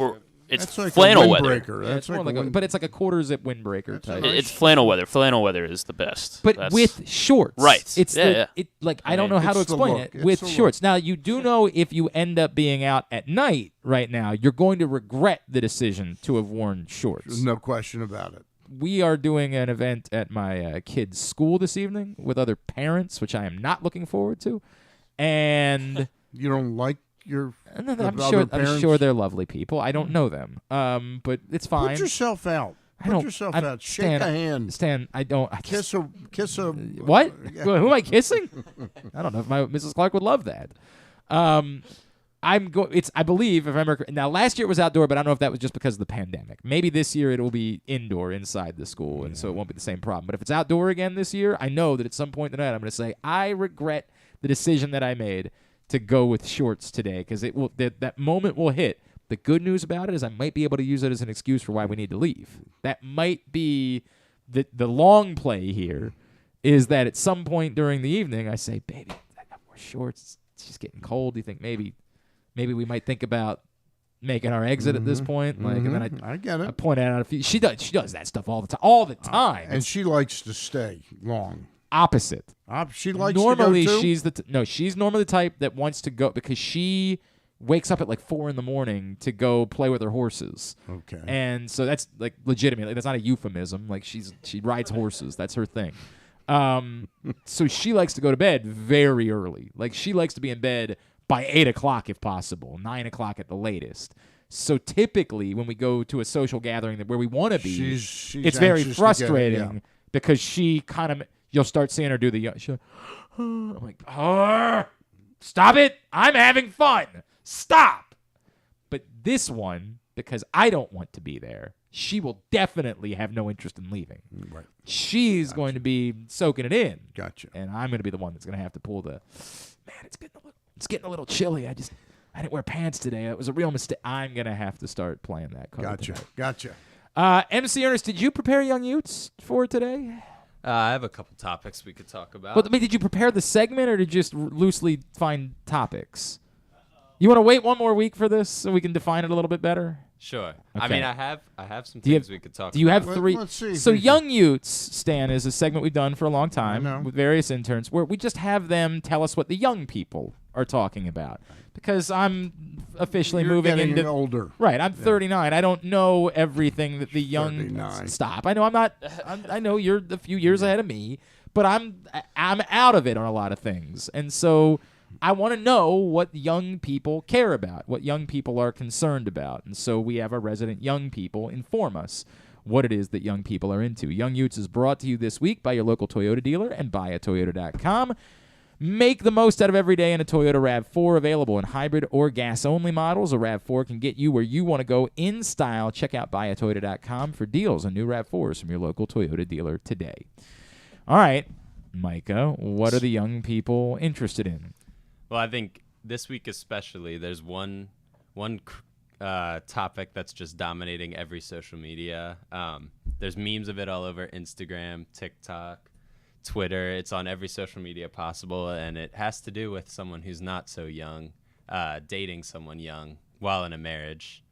Oh. Any guesses? Ime Udoka or Leonardo DiCaprio and Giselle Bundchen? There's a lot of options here. Yeah, right. Yeah, apparently we haven't there are even a lot talked more about this the Ime Udoka thing on this show. Yeah.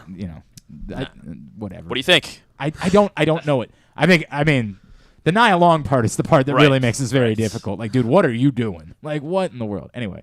So the scandal I'm referring to here is regarding Adam Levine. Oh, yeah, that's right. So his DMs got leaked. Yes.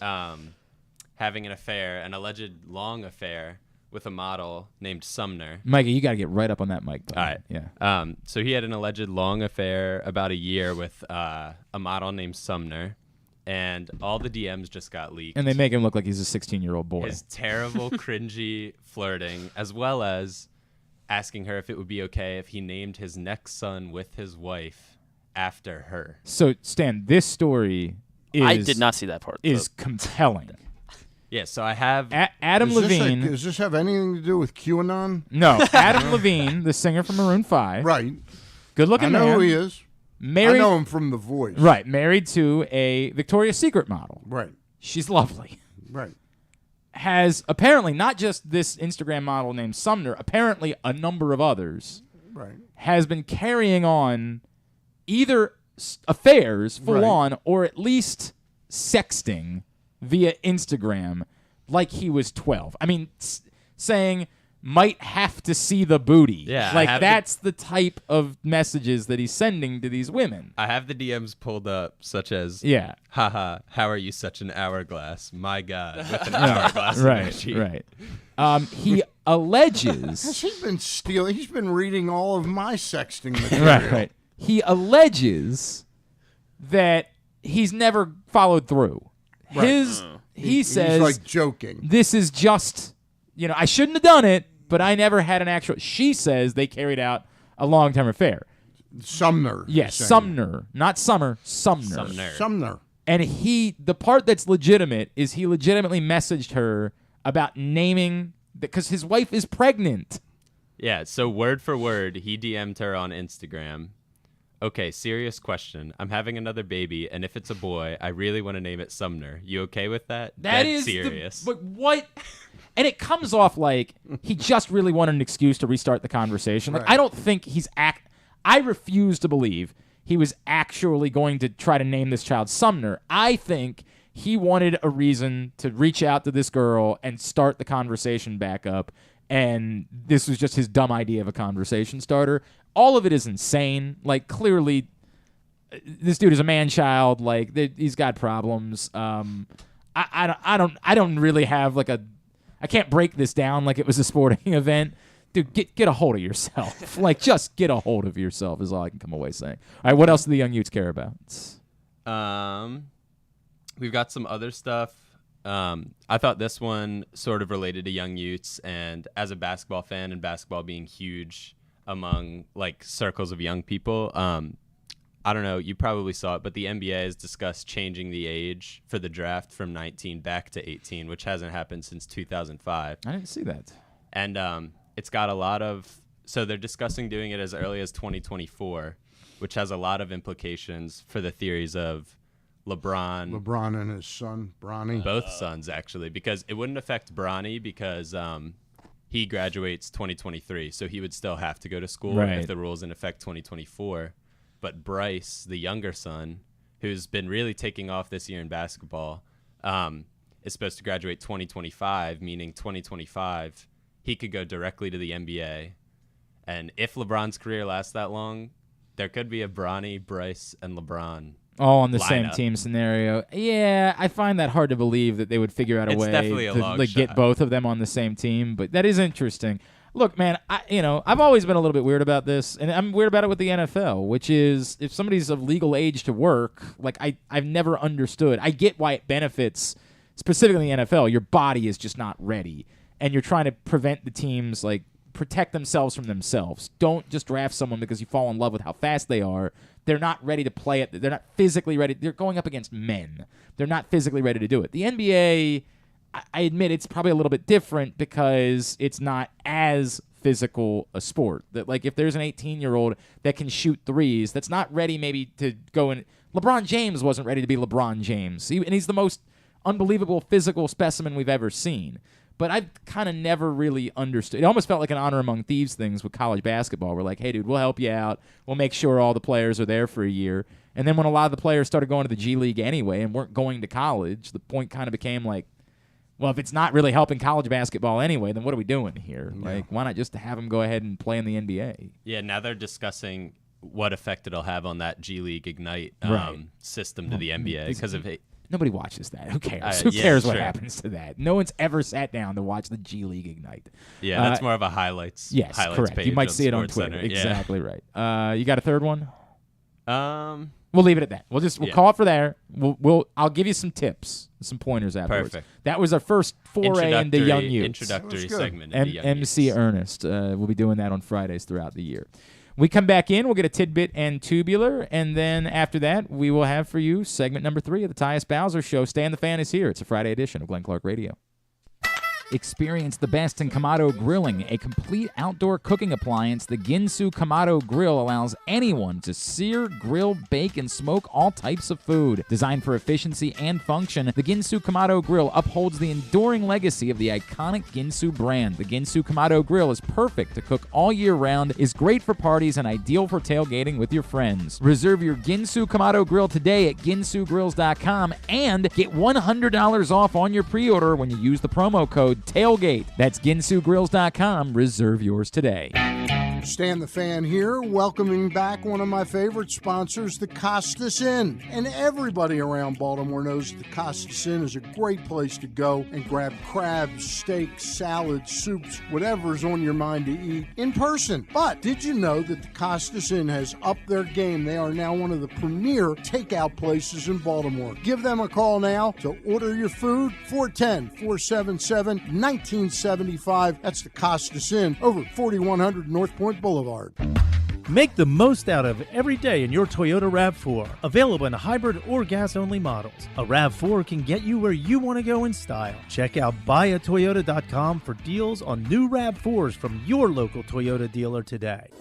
See Olympic athletes in action as the nation's best horses and riders compete in one of the world's premier equestrian events at the Mars Maryland 5-Star at Fair Hill, presented by Brown Academy, October 13th through 16th in Cecil County. Don't miss the breathtaking excitement of the dynamic cross-country competition or the elegance of dressage and precision of show jumping. There's also great shopping and activities, including a fresh food fest, corgi race, and a beer, wine, and spirits showcase. So come enjoy a beautiful fall day at the Mars Maryland 5-Star at Fair Hill, presented by Brown Advisory, October 13th through 16th. Learn more and buy tickets at maryland5star.us.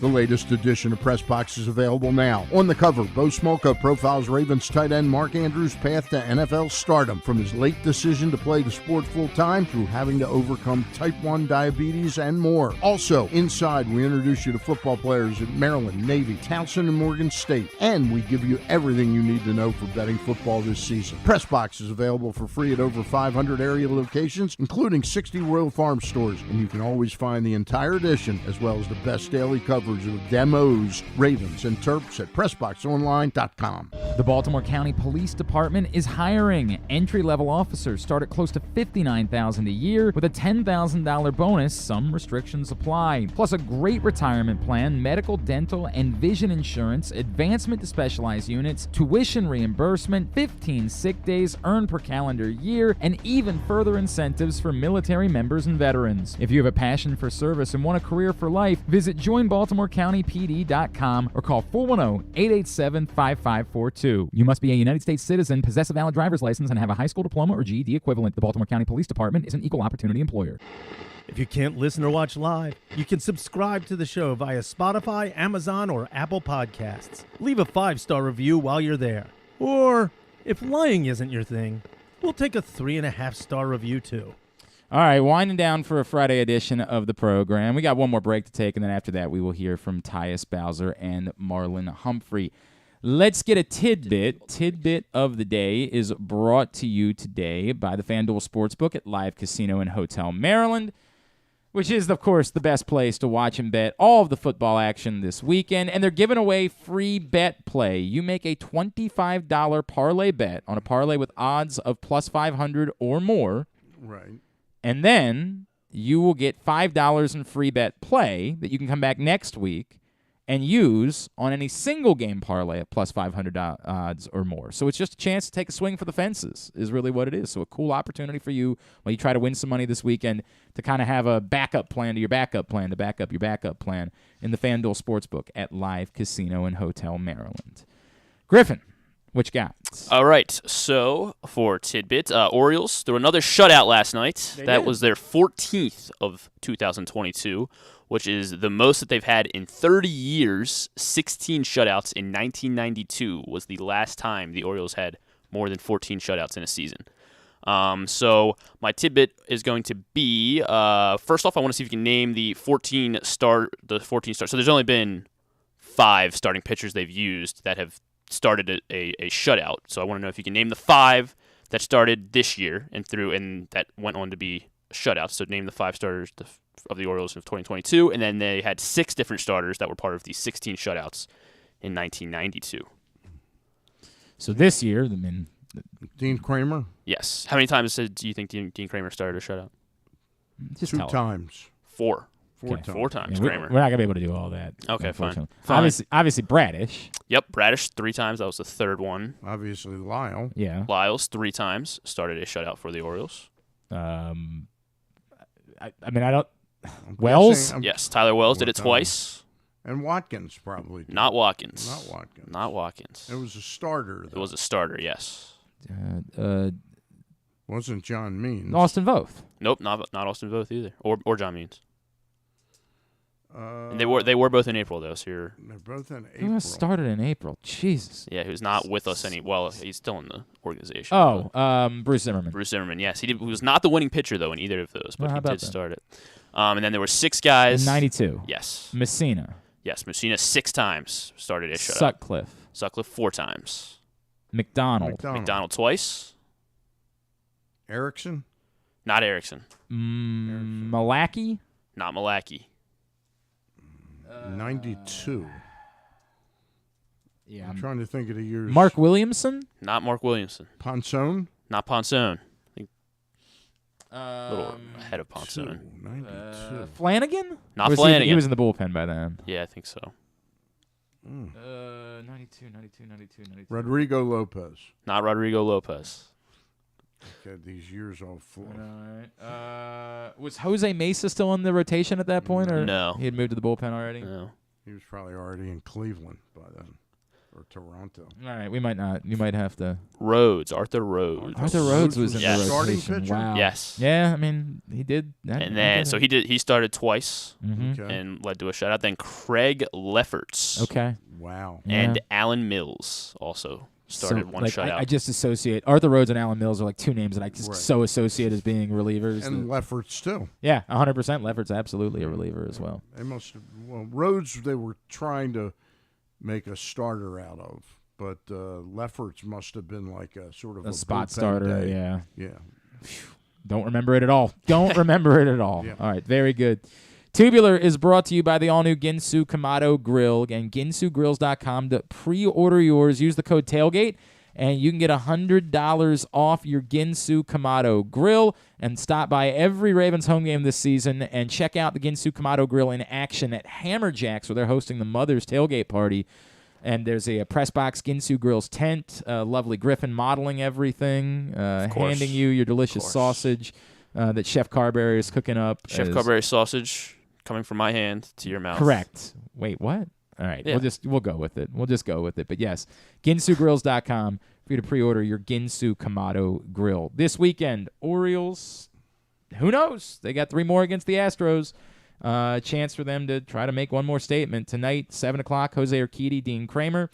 That's on Masson. It's Masson all weekend. Tomorrow, 7 o'clock, Framber Valdez and Tyler Wells. And Sunday at 1 o'clock, Austin Voth against TBA. I don't know who it would be for the Astros. I just turned to my TweetDeck account, yes. and Sports Media Watch has a little tweet that Bonds and Clemens will be guests on ESPN's K-Rod cast this Sunday night. Interesting. This is Yankees Red Sox, of course. That makes sense for Clemens, and obviously Bonds with Aaron Judge's pursuit going on. Yep.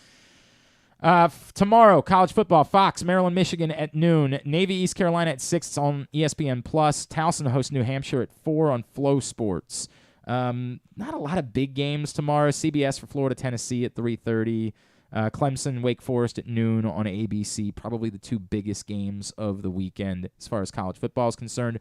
On Sunday, don't forget Ravens-Patriots at 1 is on Fox this weekend. Despite the fact that it's two AFC teams, it is on Fox, 1 o'clock on Sunday afternoon.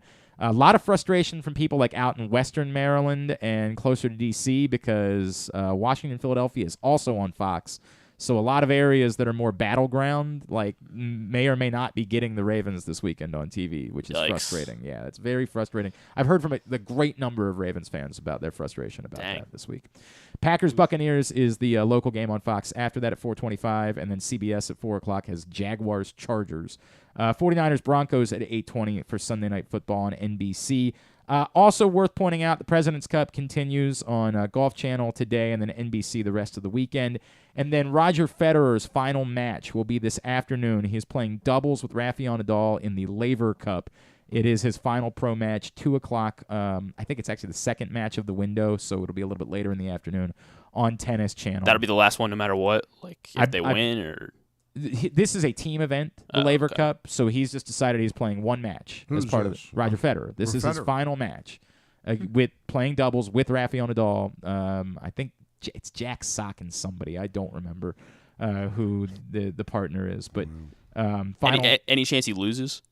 Yeah, there's a chance he loses. Of course there is. I mean, this is who knows. This is not a. It's half an exhibition, really. So it doesn't really matter the result. I mean, it's his event, so he cares. Like, he created the Laver Cup. So, like, it's why he wanted his final match to be there. But, yeah, I mean, it's still a doubles match. Like, who knows how this goes.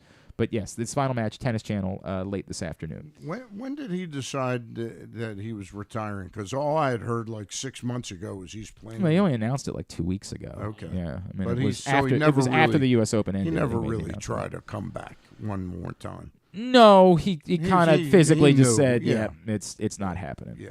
Anything non-sports-wise that well, you stands forgot out? the biggest thing sports-wise. Towson Dodgeball is back in action this weekend. Okay. They're going down to Maryland for a dodgeball tournament. You can check that on the NCDA YouTube or Facebook. Yeah. Some they're going to be there? Yeah. Can you bet maybe on you it? never know. Griffin, can I get some action I can like make some lines for you. If you set the line, what would the line be? Let's see. When they play Maryland, Towson probably like minus 3.5, I think, is what they need. All right.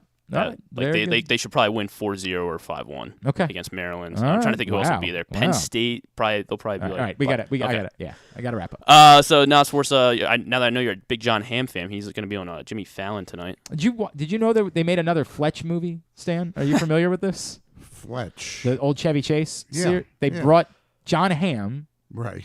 Is Fletch now. Okay. In a movie called Confess Fletch, which is pretty good. It's pretty good. Okay. I liked it. I enjoyed it. It's a little bit different. It's not exactly like the Chevy Chase character, but I really thought it was a good film. I would encourage. He's an interesting guy. I love John Hamm. Love me some John Hamm. Interesting. Apparently, he does those progressive commercials. He does do those. He also came out this week. He wears underwear. Big breaking story this week that we learned. John Hamm actually wears underwear. So do with that what you will. I don't know. I know that impacts your life in a significant way. People just assumed that he wasn't wearing underwear before? I guess it was apparently he had to clear it up. There was a commonly held thought that John Hamm went commando and he was doing some thing this week and said, no, I wear underwear every day. So that was a big story on the internet. I thought it gave him a competitive advantage. Might be what it was, 100%. Now I'm scared to see your DMs with John Hamm. John Hamm might have to see the your booty. Your body is absurd. Might have to see the booty. Might have to see the booty. Do you like Allison Janney? She's got a movie on Netflix I coming mean, out is called there any- Lou. It doesn't look very good. Yeah, we're at the place where I need to wrap up, so it's got to be significant. New episode of Lord of the Rings, Rings of Power on Prime tonight. House of the Dragon on HBO on Sunday night. And then there's a Sidney Poitier documentary on Apple TV Plus tonight. Okay. Which looks interesting. Very good. Those are the highlights. GlennClarkRadio.com. You can find it all there. Stan. Yes, sir. At Stan the Fan on Twitter. Yeah, it's me. Monday for Power Rankings. Monday for Power Rankings. And your conversation with Bill Swaggerty. Bill Swaggerty, Monday with Russ Grimsley and I. And next Thursday, not sure who the guest will be yet, but it will be somebody involved with the 5-star All right. event. Very good. We will look forward to that. Appreciate you, sir. Thanks for coming in and hanging out with us. My pleasure. Micah, what's your social? Yeah. Micah.Ernest on Instagram. Give him a follow there. Thanks today. First of all, I want to remind everybody, because you brought up the 5-star, that you can see Olympic athletes in action as the nation's best horses and riders compete in one of the world's premier equestrian events at the Mars Maryland 5-star at Fair Hill, presented by Brown Advisory, October 13th through 16th in Cecil County. Thanks today to Scott Zolak. Thanks also to Bo Smolka, as well as to Dan Crowley. Really informative conversation with Dan Crowley. We'll get all of it up in the greatest hits section of the tab at GlennClarkRadio.com. Tomorrow morning, Bat Around from 10 to noon with Paul and Zach. Stan will be a part of that. Make sure you're tuned in for it. Reed and I will be with you. I'll be with you on PressBox's Facebook page at halftime for Project Game Day on Sunday. Then Reed and I will be post-game over on 105.7 The Fan. And I think that's all I needed to share.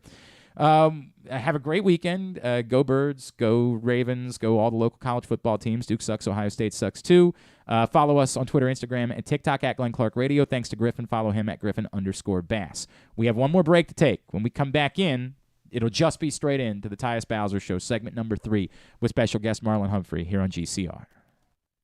The Baltimore County Police Department is hiring. Entry-level officers start at close to $59,000 a year with a $10,000 bonus. Some restrictions apply. Plus a great retirement plan, medical, dental, and vision insurance, advancement to specialized units, tuition reimbursement, 15 sick days earned per calendar year, and even further incentives for military members and veterans. If you have a passion for service and want a career for life, visit joinbaltimorecountypd.com or call 410-887-5542.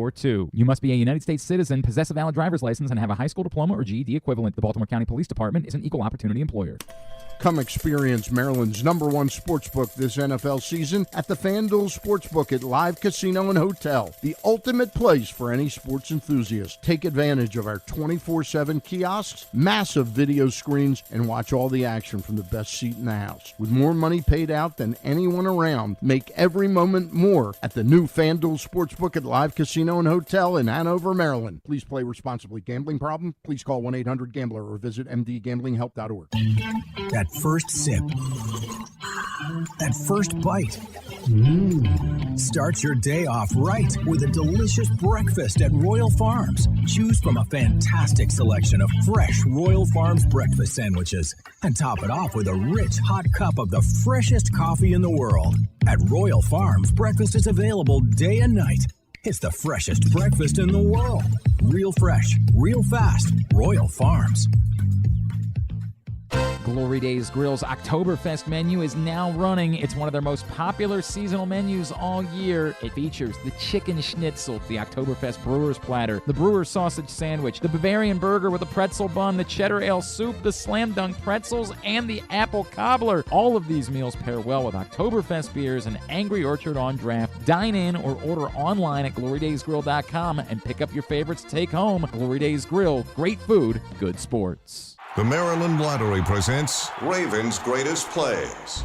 It was called the Mile High Miracle, a 70-yard touchdown pass against Denver with 30 seconds left to send the game into overtime. The Ravens eventually won, propelling them to the championship. Another great Ravens play belongs to Diane from Annapolis. Diane played Ravens Scratch-Offs and won season tickets for 20 years. You could be next. Play Ravens Scratch-Offs with instant prizes up to $100,000. And please play responsibly. Have you been to Guilford Hall Brewery? Located in Baltimore's Station North neighborhood, Guilford Hall Brewery breaks the craft brew mold with their great handcrafted microbrews and amazing Bavarian-style food selections. Join Guilford Hall 7 days a week for Orioles, Ravens, and all of your favorite college games. Make plans now to watch the big games, play trivia, or bring your dog for Yappy Hour. They even have free valet service on Friday and Saturday nights. Go to guilfordhall.com for a complete schedule of events, beer listings, and food and drink specials. We'll see you at Guilford Hall Brewery. Tune in to Simply the Bets every Tuesday and Weekend at Bookies every other Thursday at 11:40 a.m. And if you really have nothing better to do, keep listening to this show too. And back in here for segment number 3 of the Tyus Bowser Show. We are live at Skipjack's Crab Deck in Middle River. Would y'all please make some noise for Tyus Bowser, Marlon Humphrey one more time? Rita and Glenn with you on 105.7 The Fan. Glenn and Rita on 105.7 The Fan. Rita recommended to me, by the way, the rockfish bites here at Skipjack's Crab Deck. Good. Holy Yes. crap. I have had a lot of fried catfish. I got family in the South. I've had a lot of the catfish nuggets where you're like, yo, is that fish or is that chicken? That's what that is. It's good. Really? Those rockfish bites are insane. Highly recommend. With the sauce. Yes. Gotta do it with the sauce. If you get out here, and I encourage you, it's a great place. They got the deck. They do trivia out there. Amazing place. Skipjack's Crab Deck in Middle River. Come check it out when you get the chance. You guys have a chance to make some Ravens history. I guess, Tyus, I'm sorry. You wouldn't. I wouldn't be a part of it. Yeah, I feel bad when I say that. But you are. You're there in spirit, though. You are. You are a part of it. The Baltimore Ravens have never won a regular season game in Foxborough. Wow. Which is more an anomaly than anything else, right? Just because you guys don't play there all the time. You haven't. There was that rain game a couple years ago that was. Yeah, that was tough. That was tough. Yeah, it was Cam, right? That was. Or was that last year? No, that was No, it was Cam. 2 years ago. Yeah, it was Cam, right? Mm-hmm. The Patriots, obviously, it's still Bill Belichick that we're talking about, right? Like, whatever else has changed, how do you, you can prepare for players, but is there a way to prepare for facing a coach, a wizard, is there any way that you can get ready for that? Tyus, I'll start with you. Is there a way? No, not really, because we're not playing a coach. We're playing a player. So I feel like that's a coach-on-coach type thing, defensive coordinator, offensive coordinator, special teams, just winning that battle. But for us, we're just playing the guys and whatever that they have planned for us. We're going to go out there and react. We're going to go out there and try to make plays. So that's how I kind of look at it. Marlon, when you hear the name Bill Belichick, what comes to mind for you? What comes to mind for me is just, he's like detailed. So I think of kind of Nick Saban-esque. And whatever weakness you have, he has seen it, and he's probably going to have something schemed up for you. So if he's anything like Saban, which I hear they're very similar, he's definitely very robotic. He does not play around. Saban is just when he's in the building, he's just so business. You might tell him a joke and he will be not even understanding what you're even talking about. And then when he does make a joke, it's not funny. Okay, wait a second. We heard a story a couple years ago about a particular type of joke that Nick Saban likes to make. D's. Yeah, he's actually. I don't know who taught him that. I forget who taught him that. It might have been me, but I don't know who Wait. No. You can't just blow right past that. Yeah. You're saying there's a chance that you taught, I don't know if we're allowed to say it on 105.7 The Fan, but whatever, we'll go with it and apologize later. You taught D's nuts jokes. I said knees nuts. Oh, sorry. Around when I was there with the Lane Kiffin era at Alabama, and he took that joke for. He's probably still doing it now, but anytime he calls you, you're like, oh, you're always serious, and then he'd be like, D's, and you just be like, it actually is funny only because you said it, but it really was not funny. I'm like, what? Wait, what? So he's locked in. So anytime you're preparing for Bill Belichick, just legendary coach, you know he's going to have the players right, so you just got to bring your A game. Speaking of Nick Saban, obviously we know you played for him, and then they did a whole story of like how they're like best friends, right? There was like a documentary about it.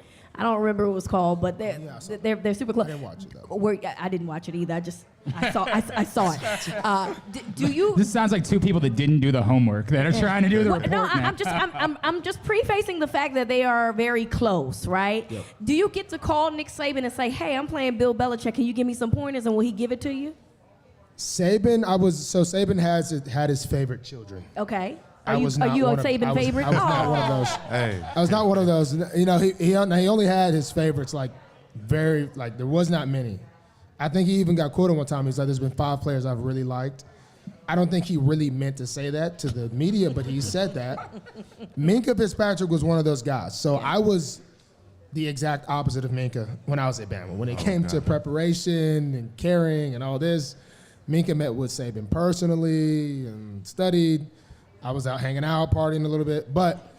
So Saban didn't really like me, but I was a good player, so he kind of had to. But I did used to sit next to him on the plane. And I remember I was like, I got him in a Snapchat one time. I was like, yo, I'm sitting next to Saban. But he looks over at me, he's like, "Can you help me put this thing on airplane mode?" And I'm just like, it's like the easiest feature on an iPhone to put the phone in airplane mode. But he would have the most unread text messages, didn't really know how to respond to them. So I think his wife helped him out with that. And now I think he's pretty hip to everything. So he does a pretty good job from what I hear nowadays. But I know he's not texting anybody. He might tell someone what to text, but he's definitely not sitting there texting. It's pretty funny. That is really quite funny. Yeah. Tyus, I think we played this game last year. Who's the most famous person in your phone? Most famous person in my phone? Yeah. That's a really good question. That's a good question. I mean, it might be Lamar. I was gonna say, it's so funny you say that. I was thinking it almost has to be Lamar, right? Yeah, it'll probably be Lamar. I mean, he's TMZ famous at this point, so I don't know that it. Lamar not even famous. Lamar is just Lamar. No, he is famous. I was about to say, you literally just told a story about him going to IHOP and how he had to leave 5 minutes later from the IHOP. That was he's very famous. Was that Black Swan? No, he said IHOP. He said he said it was an IHOP. He got kicked out? No, where you said something about he couldn't even enjoy his food because he was too busy.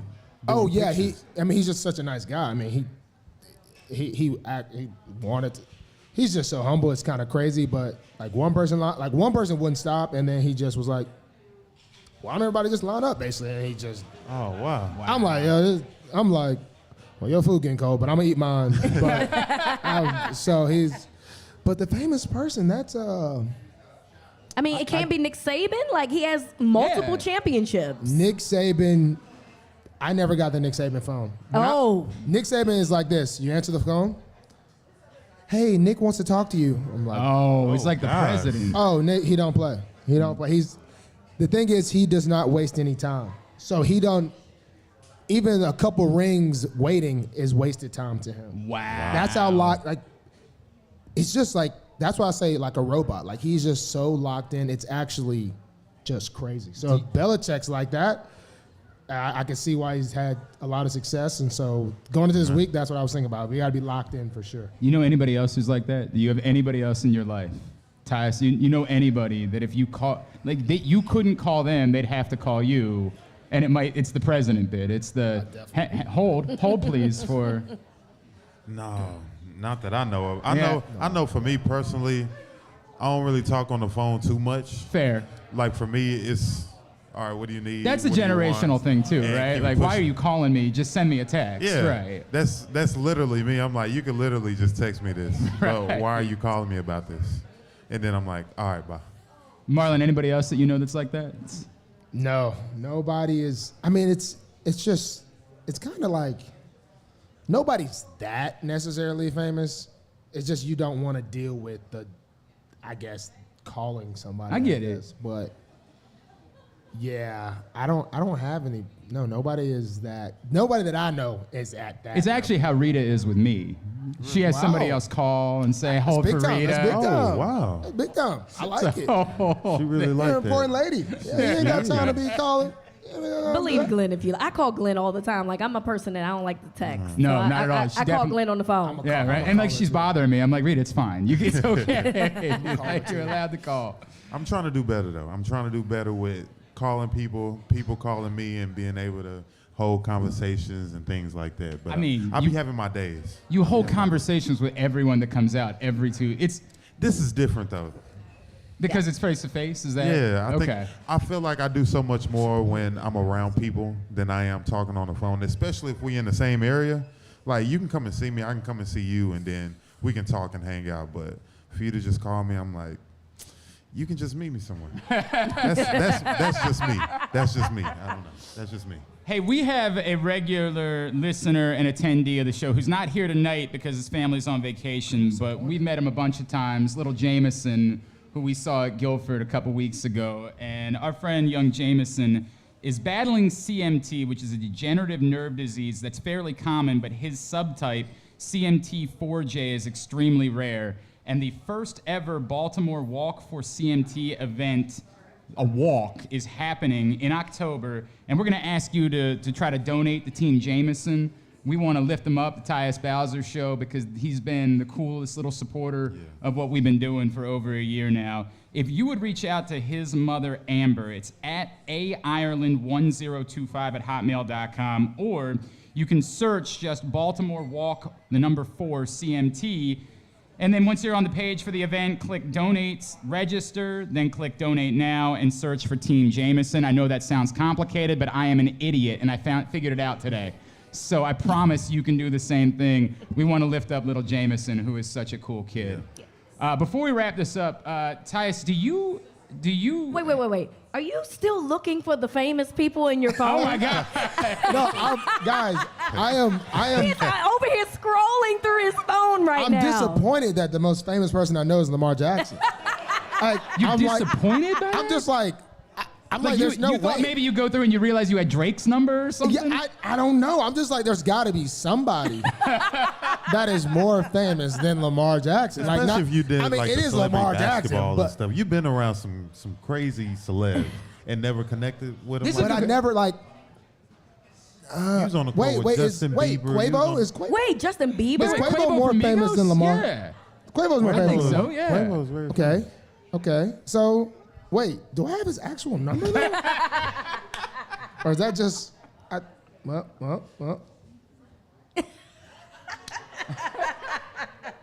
I don't know. It says bands and then Quavo. I don't think I would have saved it like that. Yeah, I think that's We're him. qualifying. That might be him. Yep. Lamar's not famous. Quavo. I'm cool. All right, I'm good. Mission accomplished. There we go. I had this on my list, and before we wrap up, I got to ask. We saw a story on Instagram the other day. Do you have a hot tub on your own roof? I got a hot tub. I had to block off the street. I had to get a permit to block the street off, to get a crane, to lift the hot tub onto my balcony. Tyus, tell me that's not the most baller thing you've ever heard in your life. Very baller. It was very baller, but it was very expensive. And I would not recommend, but it was worth it when I was kind of soaking up my tears in the hot tub yesterday. So this is very Josh Rosen of you.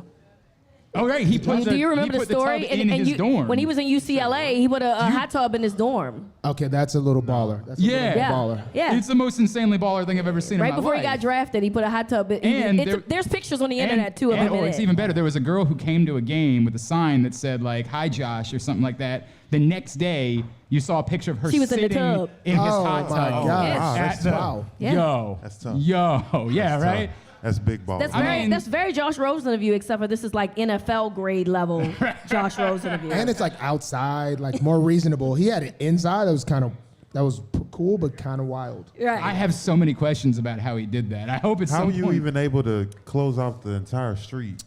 Yeah, I had to go through the city.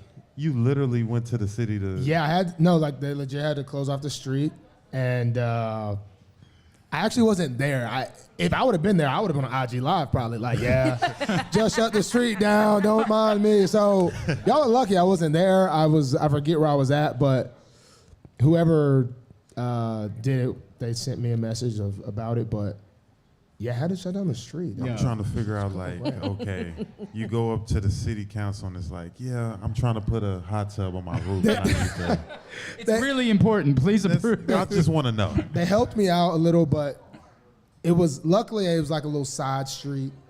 I thought we should get a helicopter and carry it from there, but I guess I feel like that would have been easier. I wouldn't have to shut down the street. Nobody's day would have been messed up.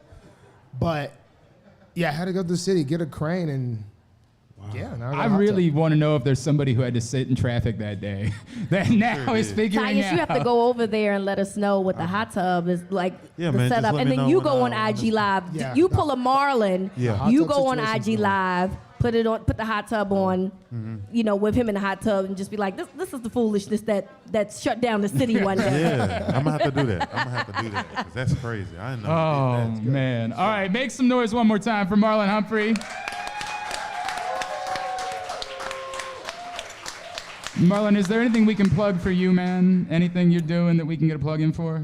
No, man. No more podcasts? Studio 40. All right, guys. It was easy to get guys during the off season, but this season challenge has been a little rough. So everyone, once the season gets going, I'll be back on Studio 44. That's good stuff. But we've had a lot of weeks off. But Studio 44. I'm still waiting on my invite. Yeah, that's weird. I've been waiting to get the injured guys until they're back so we can be in better spirit. Okay. So that's my problem too. Marcus Peters has given me a lot of no's, and he kind of got mad the last time I asked, so I think I'm gonna stop asking him. But JK and Gus and Tabo, and there's a lot of great guests coming. Then I was gonna get Chuck. Okay. But then, there's a little off-season drama. So he was like, wait till the season starts. I was like, understand. So He's still here, though. Yeah, there's a lot of good guests coming soon. The Ravens obviously post it when it comes, but some good guests. And if there's any people that I need to get in the city, like I want to get some non-football guys too, important people in the city. So maybe you can get Adnan. If you got any suggestions, let me know. If you landed the first interview with Adnan after he got released from jail, holy. Oh man, do you know anything about that? Wait, we'll put you up to speed about it. I don't even know. Yeah, we'll put you up to speed about it. It's a big story this week. We'll talk to you about it. But that would be actually like really cool. Yeah, it would be amazing. We'll tell you what happened. Have you heard of the We'll tell you the story later. I'll tell you the story. I swear we'll cue you. It's because honestly, I don't know if Marlon was born when that happened. No. Who are we talking about? It's a Baltimore guy that got locked up in 1999 for killing a girl, and then he just got freed because there was a whole podcast called Serial. Literally, the Serial popular. podcast started the whole podcast phenomenon. That's how podcasts really began, because of the Serial podcast. Oh, shoot. Yeah. So he got freed yesterday. It's a big deal. Yeah, he got freed yesterday. It's been a big thing. Overturned. Yes, excuse correct. me. Yes, overturned. yes. It got so overturned. we're going to work on that. You're We're going to work on getting Adnan on Studio 44. Okay. That Absolutely. would be a different type of guest. That'll get you. Okay, cool. Get you some. Yeah, because you gotta ask the questions. Like you really gotta ask the hard questions. Yeah, this will be a good test for me. I need to update. I need to study on the thing here. I don't know what happened. Probably won't be talking about the hot tub on the roof. No. Yeah, probably won't be going there. Tyus, as always, you are the best, my friend. Love you, dude. Love you too. Tyus, I told him he has to wear his dunks at every show now. He has to. Tyus bought Glenn some dunks. He has to wear them at every show. That's when he can wear them. Okay. During the shows. Done. So he'll be wearing his dunks during the show. Next show, 2 weeks from tonight, when we tape this, of course, if you're listening on 105.7 The Fan, it was 2 weeks from this past Tuesday night. We will be at Guilford Hall Brewery October 4th in Station North, where we were for the first show, which is an awesome place. Looking forward to being back there. Hey, man, no more glizzies, man. Oh, man. No more glizzies. No more glizzies, bro. You gotta eat the glizzies in the sky. I'm just trying to live. Can a man just live? This man had 3 glizzies and was just going in on them. I said, no more. They were delicious. Right here, sitting right, Get it to sitting go. right here next to you. Sitting right here. Sitting right at the corner. You gotta like turn around and take a bite like that. And did he got dress the him knife. up? He got dressing it up. Yeah. He dressed up the Hey, glizzy. when I'm in private, I dress up the glizzy crazy. I'm not gonna lie, but in public, I can't just be having a dressed up glizzy. He was proud of it. Well, this was a fun show. I had a great time. Thanks, Ed. Hey, serious thank you to everybody at PressBox. Grade 8's memorabilia. Next Tuesday night, Jordan Stout, new Ravens punter, will be at Wise Markets in Perry Hall again, raising money for the fight against children's cancer. Grade8smemorabilia.com in order to find out more. Thanks to Maryland Vascular Specialist. Thanks to the all-new Ginsu Kamado Grill. Tyus, we'll see you in 2 weeks. Rita, thanks to you, my friend. We will see you on Sunday for the Baltimore Game Day Uncensored Postgame Show. This has been the Tyus Bowser Show on 105.7 The Fan.